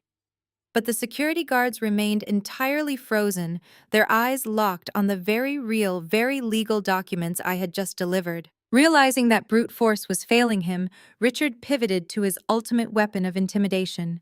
Jamal, he shouted, his voice echoing frantically across the massive glass pavilion. Jamal, get up here right now and handle this absolute nonsense. Show these people that this woman is completely out of her mind. From the edge of the VIP lounge, Jamal Washington moved with the aggressive swagger of an apex corporate predator. He set his crystal tumbler of scotch down on a nearby cocktail table with a sharp, dismissive clink that signaled his intent. He buttoned his tailored suit jacket and marched up the center aisle, exuding a menacing, arrogant confidence designed to crush opposition. He had spent the entire morning leaving me voicemails dripping with extortion and threats, fully convinced that he had starved me of my financial resources and backed me into a helpless corner. He firmly believed this was just a pathetic last-ditch bluff from a desperate, broken woman. As he climbed the carpeted steps to the main stage, Jamal shot me a look of pure, venomous contempt. He bypassed Preston, who was still staring at me in numb shock, and stepped directly up to the illuminated acrylic podium. You really do not know when to quit. Natalie? Jamal sneered, his voice a low, mocking rumble that deliberately did not carry over the sound system. You come in here with fake papers thinking you can scare the Sinclair Development Group with cheap parlor tricks. He reached out and aggressively snatched the red-sealed documents from the podium. His movements were rough and highly theatrical, designed to show the carefully watching investors that he was completely unfazed by my presentation. He gripped the top of the heavy pages tightly, fully intending to rip the entire stack in half and toss the shredded pieces onto the floor at my polished heels. But before he could perform his grand physical gesture of destruction, his eyes caught the distinct, highly classified watermarks embedded deeply within the heavy legal paper. Jamal paused, his hands freezing completely in mid-air. He lowered the documents slightly, blinking his eyes rapidly, as if trying to clear a sudden blinding blur from his vision. He flipped to the second page, then the third, his arrogant smirk beginning to waver and crack at the edges. As the general counsel for the Sinclair Group, Jamal was the exact man who had personally reviewed the original ground lease 10 years ago. He knew the specific, idiosyncratic phrasing of the restrictive covenants. He recognized the authorized signatures of the blind trust administrators. He saw the irrefutable embossed seals of the state registry pressing through the thick parchment. He was looking at a flawless, unimpeachable legal execution. I stood perfectly still, watching the exact moment the catastrophic realization penetrated his towering, fragile ego. The transformation was absolutely magnificent to witness in real time. The smug superiority drained completely from his face, leaving behind a hollow, ashen mask of sheer, unadulterated terror. His breathing grew shallow and rapid, his chest heaving under his expensive suit. A bright bead of cold sweat broke out across his dark forehead, gleaming noticeably under the harsh, unforgiving stage lights. His hands, which had been so eager to destroy my evidence mere seconds before, began to tremble uncontrollably. The heavy legal pages rattled violently against each other, creating a soft, desperate, papery sound that betrayed his sudden, overwhelming panic to everyone watching closely. Jamal Richard barked, stepping much closer to his stunned son-in-law. His voice was laced with frantic, boiling impatience. Tell the press that these are fraudulent. Tell them she is a liar so we can get on with our launch. Throw those useless papers away. Jamal did not move to tear them. He did not look at Richard, nor did he look at the sea of eager journalists recording his every tremor. He slowly turned his head to look directly at Preston. Jamal's eyes were wide, round pools of absolute dread. The corporate bulldog had been completely broken in a matter of seconds. Preston stepped forward, his deep confusion hardening into a sickening dread as he saw the pure, unfiltered fear radiating from his powerful brother-in-law. Jamal. What is it? Preston asked, his voice suddenly small, weak, and painfully uncertain. Jamal swallowed hard, his throat bobbing as he struggled to find his voice. He leaned heavily against the acrylic podium for physical support, unintentionally bringing his mouth dangerously close to the live microphone. The venue sound system was highly sensitive, picking up even the faintest whisper and amplifying it across the massive glass pavilion. Preston Jamal stammered his voice, a breathless, terrified croak that echoed like rolling thunder through the dead silent room. "These documents are perfectly legal. They are real. The lease is officially terminated." Preston stared at him, completely unable to comprehend the devastating words. "What are you saying?" Preston demanded. Jamal looked down at the legal papers. "I am saying she owns the land. We are now trespassing." The words hung over the crowded pavilion like a physical weight. "We are now trespassing."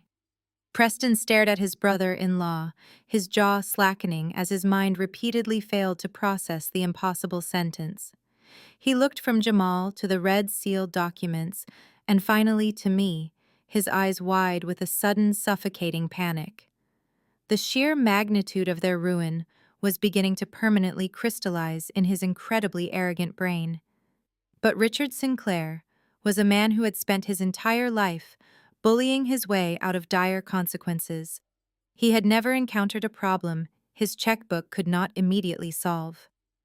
The patriarch violently shoved his son aside and marched to the edge of the stage. His face was a dangerous shade of purple, veins bulging against his collar as he gripped the microphone stand. "Listen to me, you delusional little girl!" Richard bellowed, his voice echoing fiercely across the soaring glass walls. "You think you have won a lottery ticket today. You think you stumbled into power because you played a clever trick with some dirt. But you are completely out of your depth.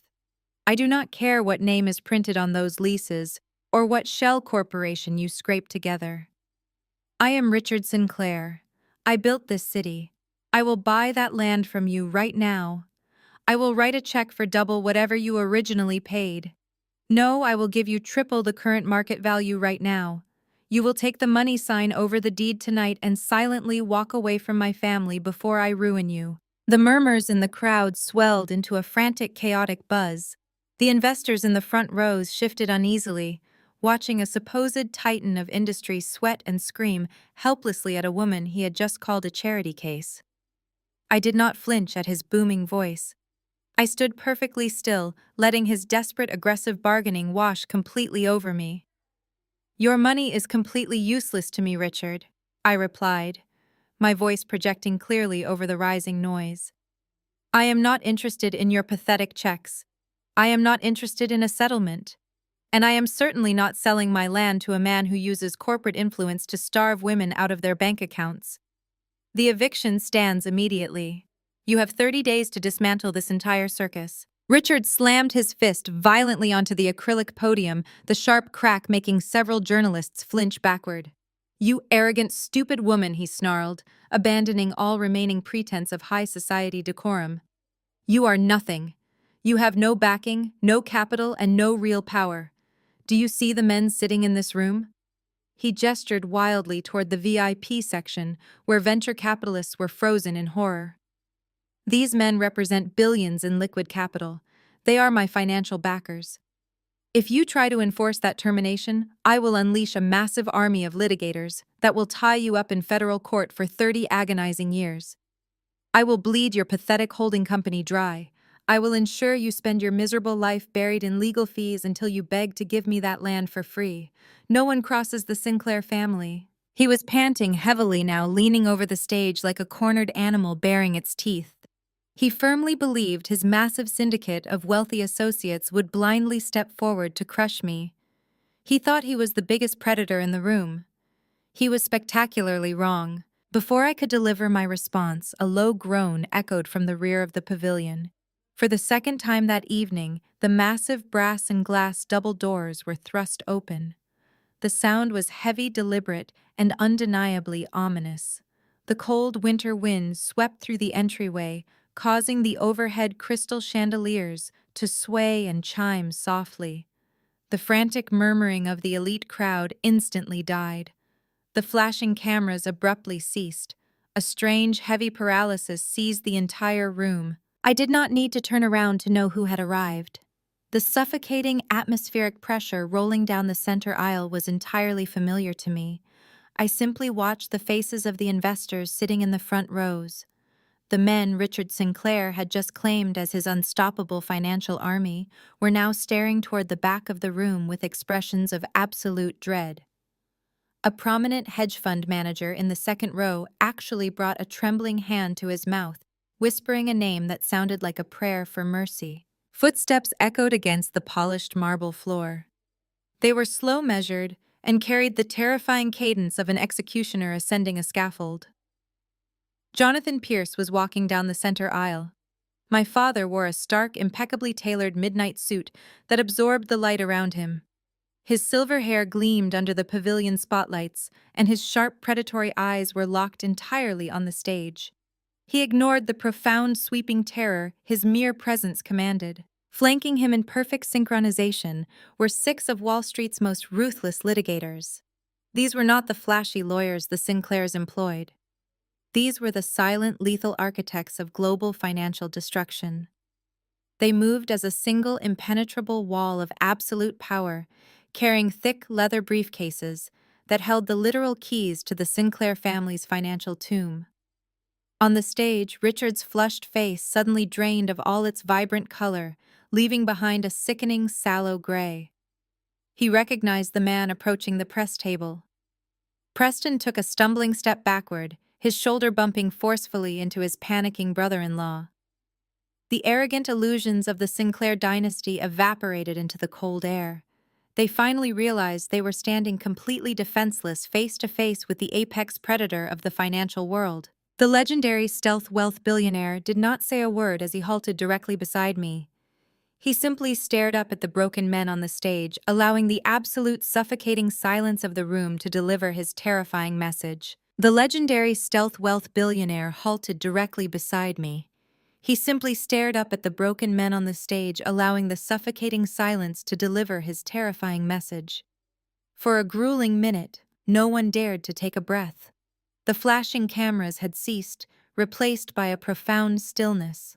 My father stood like a monolith of dark stone. The 6 litigators flanking him remained perfectly motionless, their expressions carved from solid ice. They were waiting for his command. Richard Sinclair broke the silence first, driven by a delusional instinct for survival. His fractured mind scrambled to weave a new narrative. He looked at Jonathan Pierce and convinced himself that the apex predator of Wall Street had arrived to save him. Richard falsely assumed my father was there to buy the project or to forge a legendary partnership. Color rushed back into his face in a frantic flush. He wiped a trembling, sweat-slicked palm against his trousers and took a hesitant step forward. "Mr. Pierce," Richard stammered, his voice projecting with breathy desperation. "What an absolute honor to have you at our launch. I know there is a slight commotion regarding the land leases, but I assure you it is nothing we cannot handle.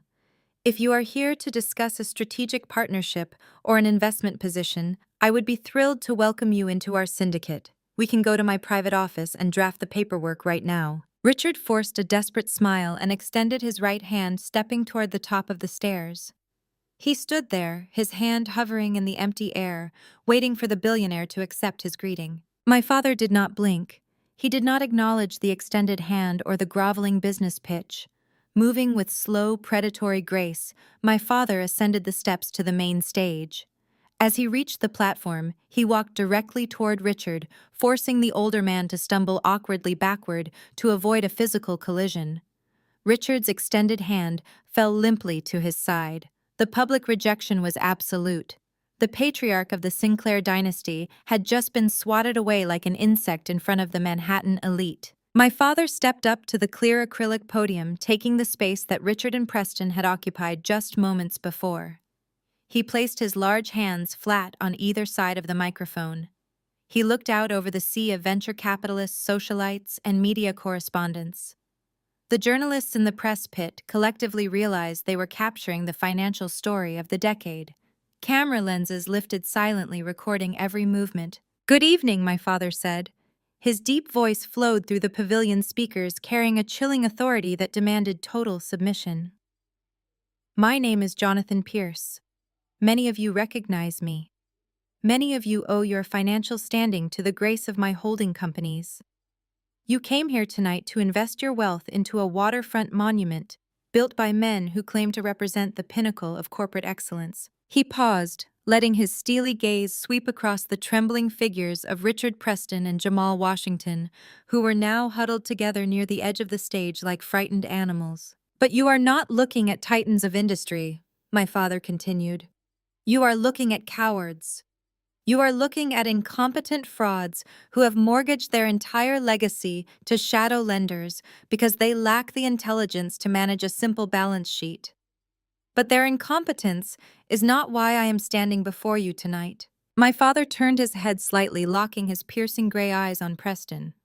My husband physically recoiled, taking another terrified step backward as the full weight of my father's murderous gaze pinned him to the floorboards. I am a man who values privacy, my father told the silent crowd. I do not attend galas. I do not seek the spotlight.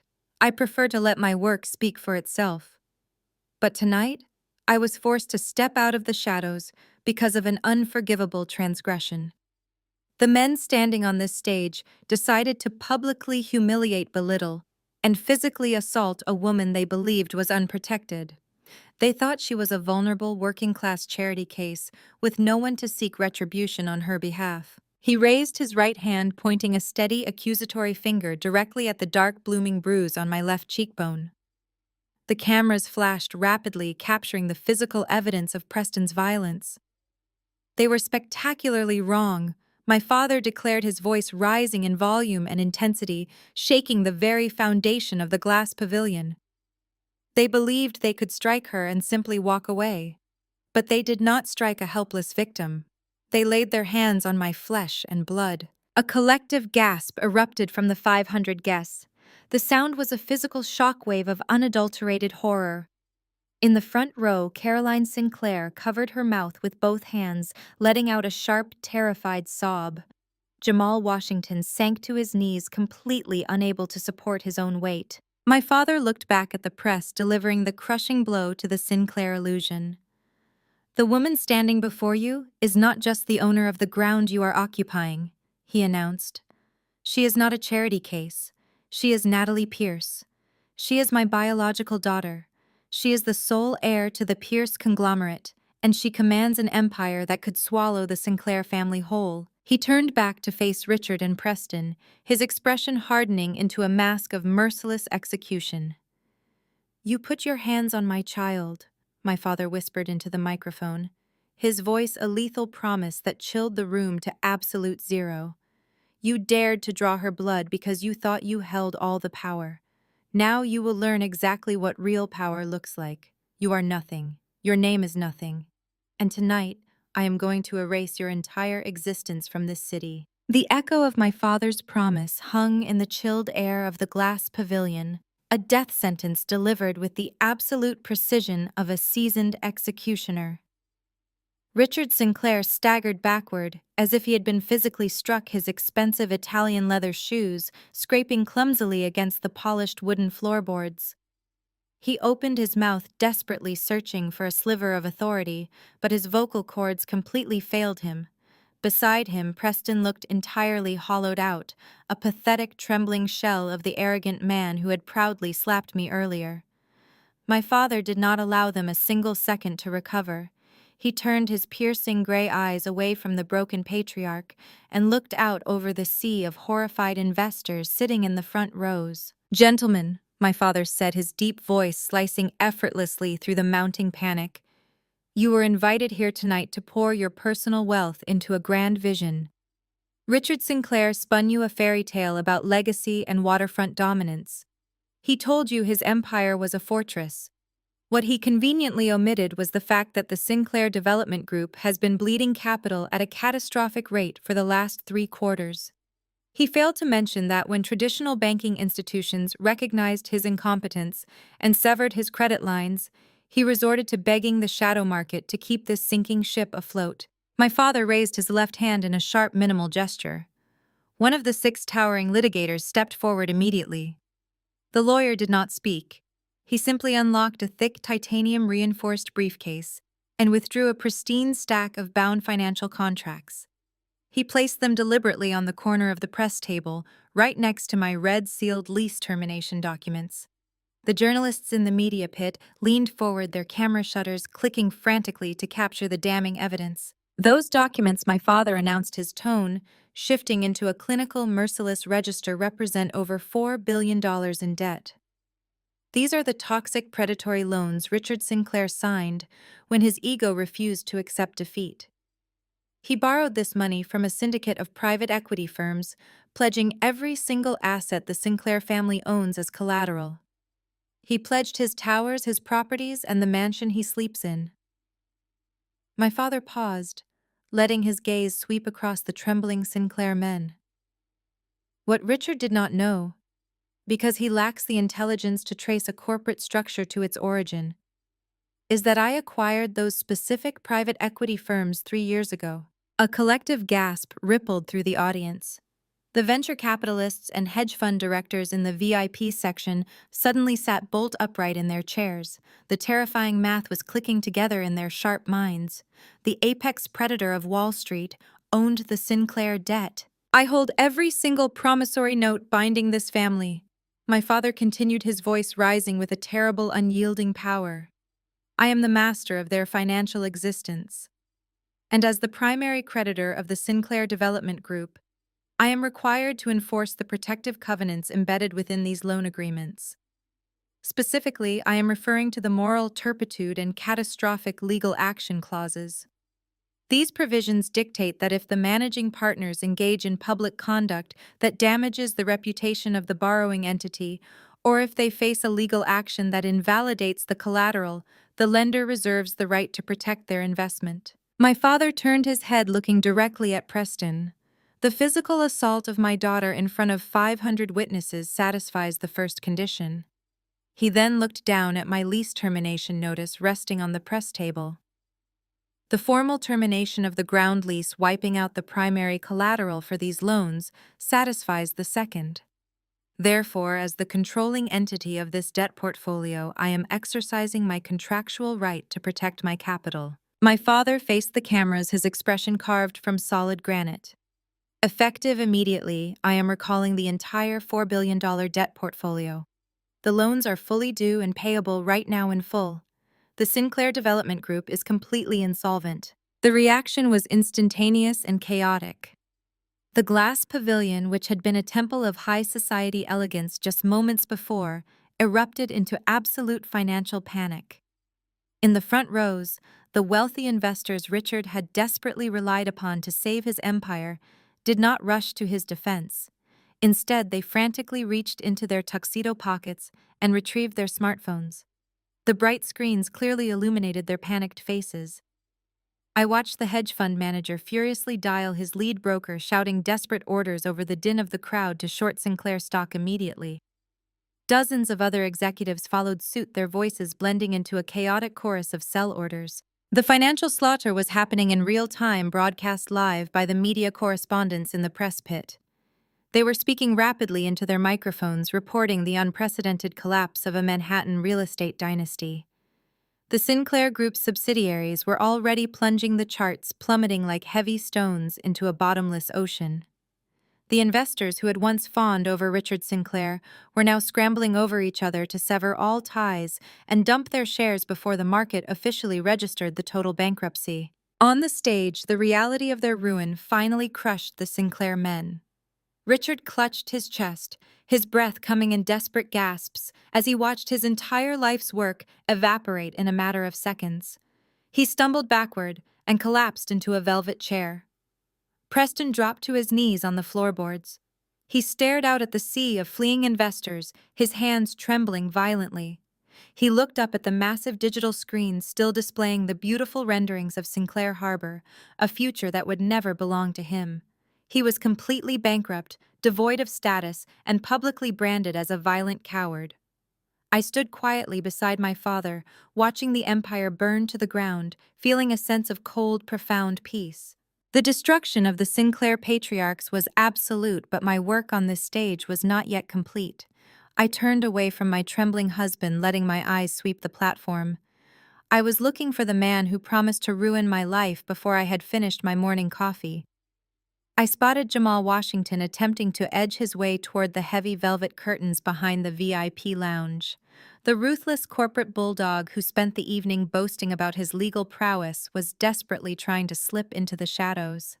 He believed that because my father had focused his wrath on the financial debts of the Sinclair Holding Company, he might somehow escape the blast radius of this corporate execution. He thought his position as mere legal counsel would shield him from the devastation raining down upon his wife's family. He was profoundly mistaken. I did not go through the trouble of meticulously documenting his corruption just to let him walk out the back door. I stepped up to the acrylic podium, gently pushing Richard Sinclair's limp hand away from the microphone. The harsh squeal of audio feedback pierced the quiet murmurs of the panicked crowd, commanding their immediate attention. I tapped the smooth surface of my phone, navigating to the encrypted audio files I had secured earlier that day. Jamal. I called out, my voice ringing with a sharp, undeniable authority that froze him dead in his tracks. There is no need to leave so early. We have not even discussed your contribution to this historic evening.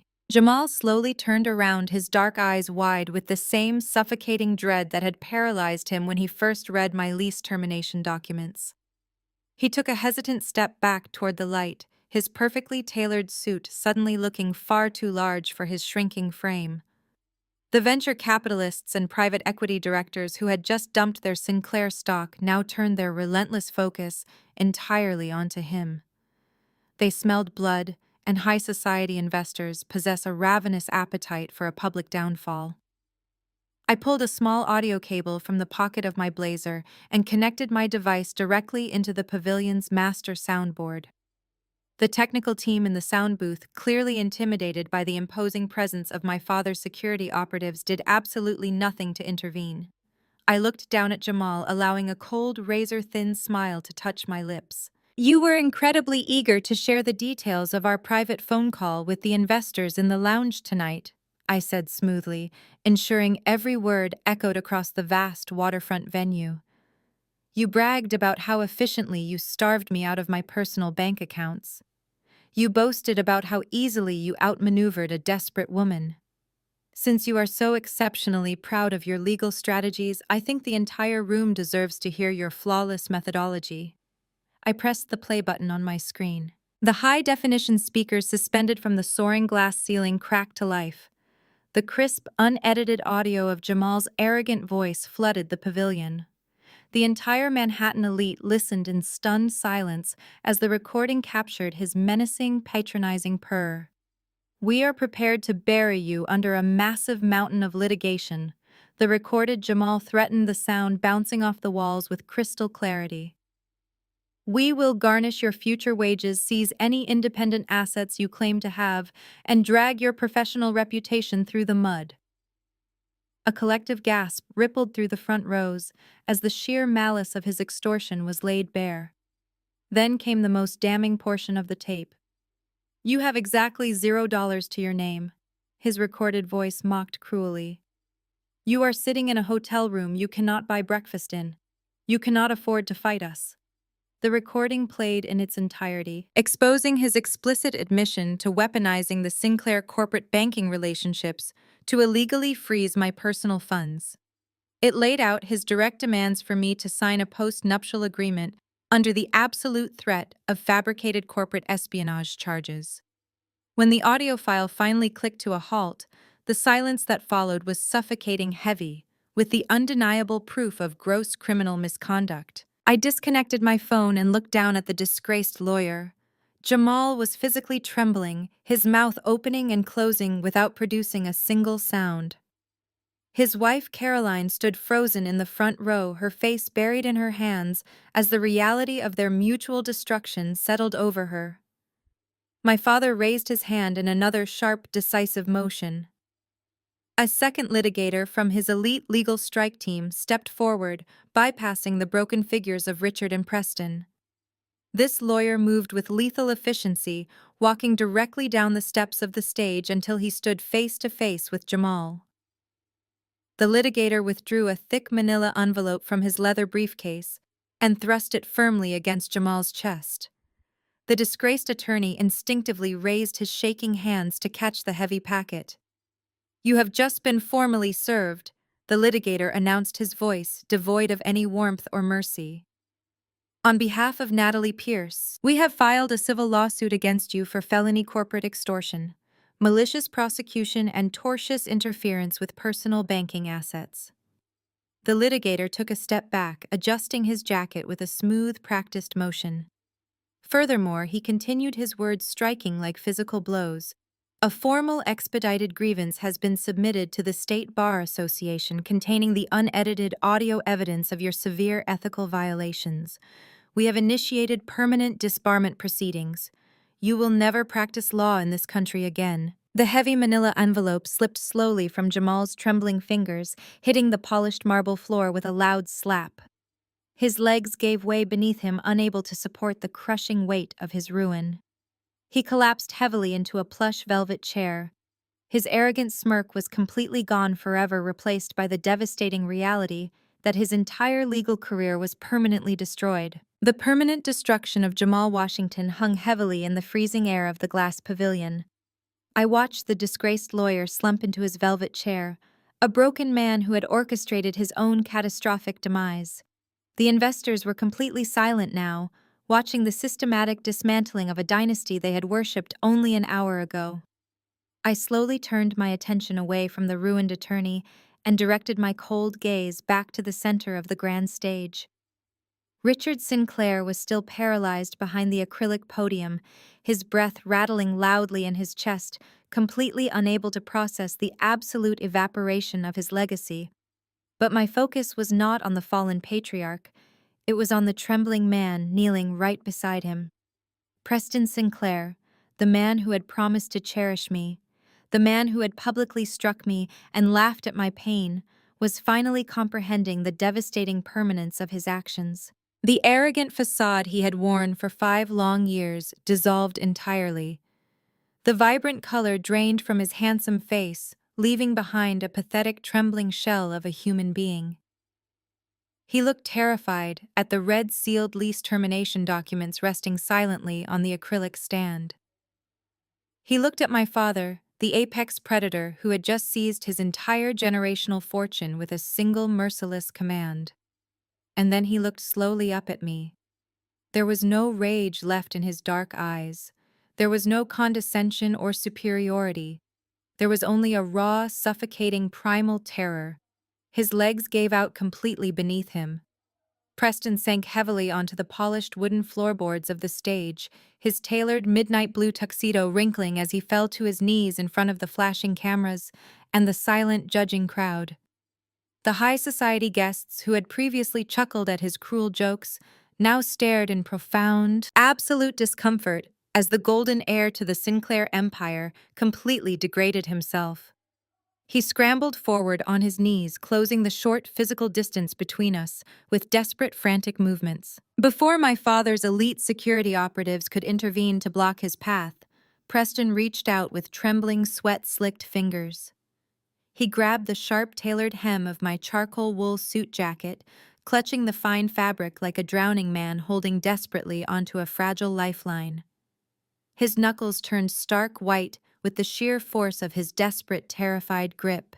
"Natalie, please," he sobbed, his voice cracking into a pathetic, high-pitched whine that echoed loudly over the sensitive pavilion's sound system.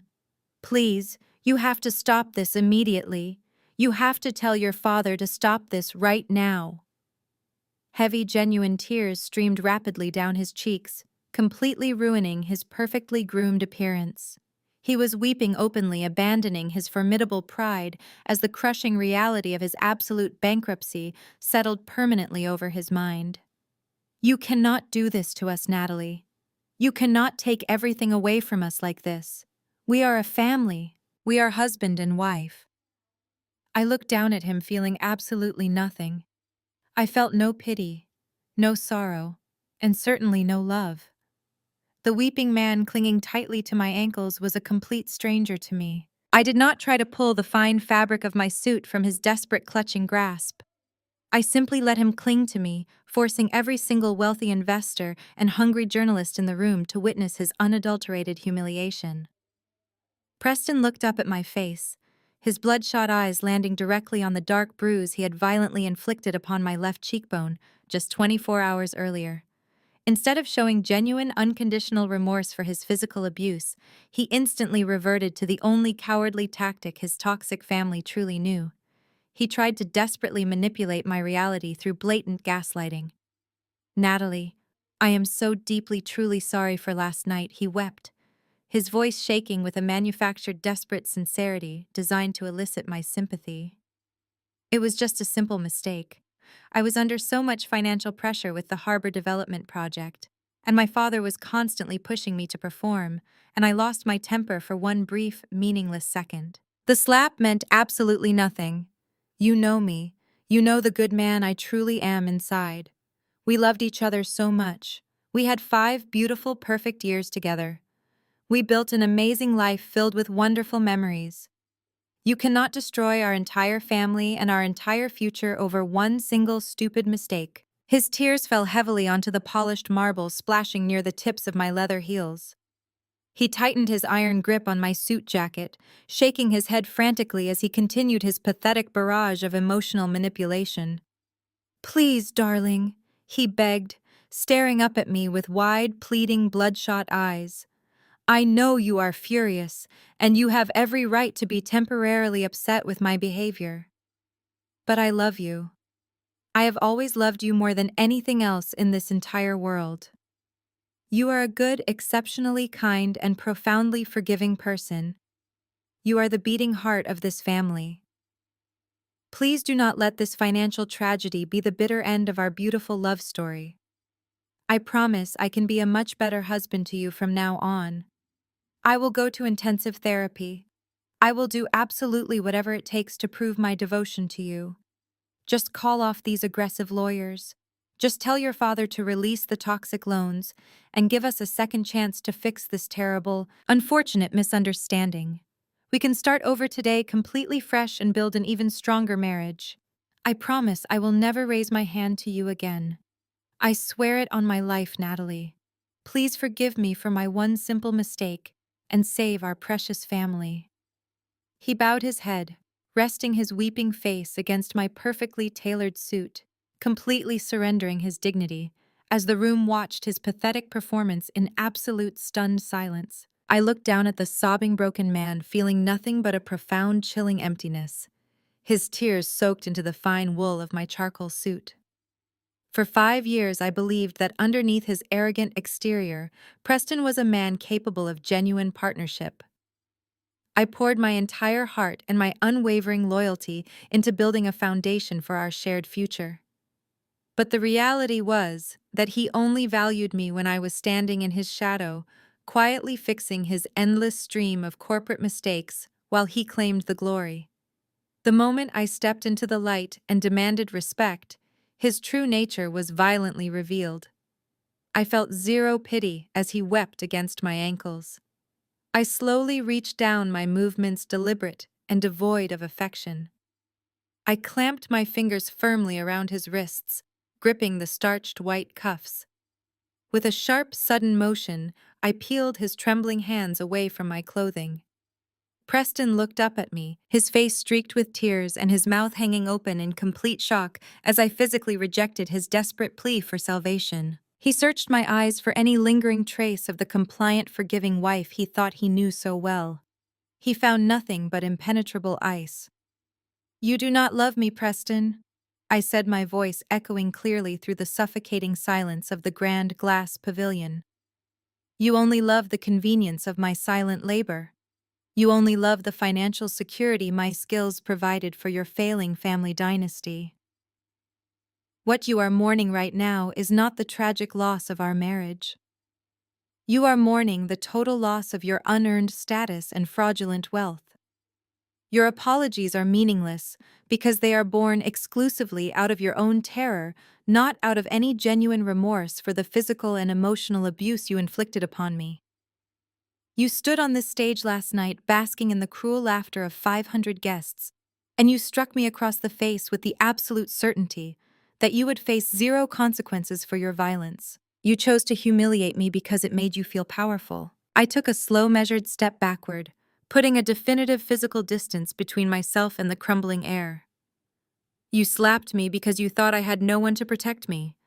I told him, delivering the words with a cold, devastating finality that made him flinch as if he had been physically struck. Now you have nothing to protect you. The Sinclair name is officially worthless. The harsh truth of my statement washed over the terrified crowd. The wealthy investors, national press correspondents, and high society elites who previously worshipped the Sinclair family now looked at them with sheer, unadulterated disgust. The illusion of their invincibility was permanently shattered, pulverized by the relentless weight of their own monumental arrogance. I reached into the inner pocket of my tailored blazer and withdrew a sleek folded document enclosed in a premium navy blue jacket. It was not a corporate contract or a real estate deed. It was the final, undeniable severance of our toxic bond. I held the heavy paper out, letting it hover in the freezing air between us. "These are the finalized divorce papers, Preston," I announced, my tone completely devoid of any remaining warmth or hesitation. "I have already signed them. I am not asking for alimony. I am not asking for a financial settlement. I am simply cutting you out of my life like a cancerous tumor. You are going to sign these papers tonight, and you are going to walk away from me forever. If you try to contest this divorce in court, my father's legal team will ensure you spend the rest of your bankrupt life battling federal fraud charges from a cold prison cell." I dropped the heavy divorce papers directly onto his trembling lap. They landed with a soft, dismissive thud, sealing his absolute ruin. I did not wait for him to respond.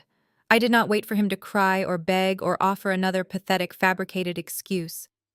I simply turned my back on the weeping man, the paralyzed patriarch, and the disgraced corporate lawyer. I walked to the edge of the grand stage where my father stood waiting for me. The stealth wealth billionaire offered me a rare, exceptionally proud smile. He extended his right arm, and I seamlessly looped my hand through it. We descended the carpeted steps together, matching each other in perfect rhythmic strides. We walked shoulder to shoulder down the center aisle of the spectacular glass pavilion. The sea of wealthy elites parted instantly, offering us a wide, respectful berth. No one spoke a single word. No one dared to raise a camera. The entire Manhattan high society simply watched in profound, reverent silence as the true titan of industry and his newly revealed daughter exited the venue. We pushed through the massive double doors, stepping out into the crisp, refreshing winter night. Behind us, the camera flashes finally erupted again, capturing the pathetic image of the Sinclair family sitting completely paralyzed in the devastating rubble of their own making. Their empire was gone. Their legacy was dust. Setting firm boundaries against those who mistake your kindness for weakness is the most profound act of self-preservation you can ever commit. Your intrinsic worth is never defined by the people who try to keep you small in order to elevate their own fragile egos. When someone shows you their true character through cruelty and betrayal, you must have the absolute courage to believe them and the unwavering strength to walk away. You should never have to shrink yourself to fit into a space where you are not genuinely valued. Have you ever had to enact a strict boundary after a devastating betrayal by someone you trusted? How would you have handled such a catastrophic deception in your own life? Let me know your thoughts and your stories in the comments below. And please always remember to recognize and fiercely protect your own undeniable value.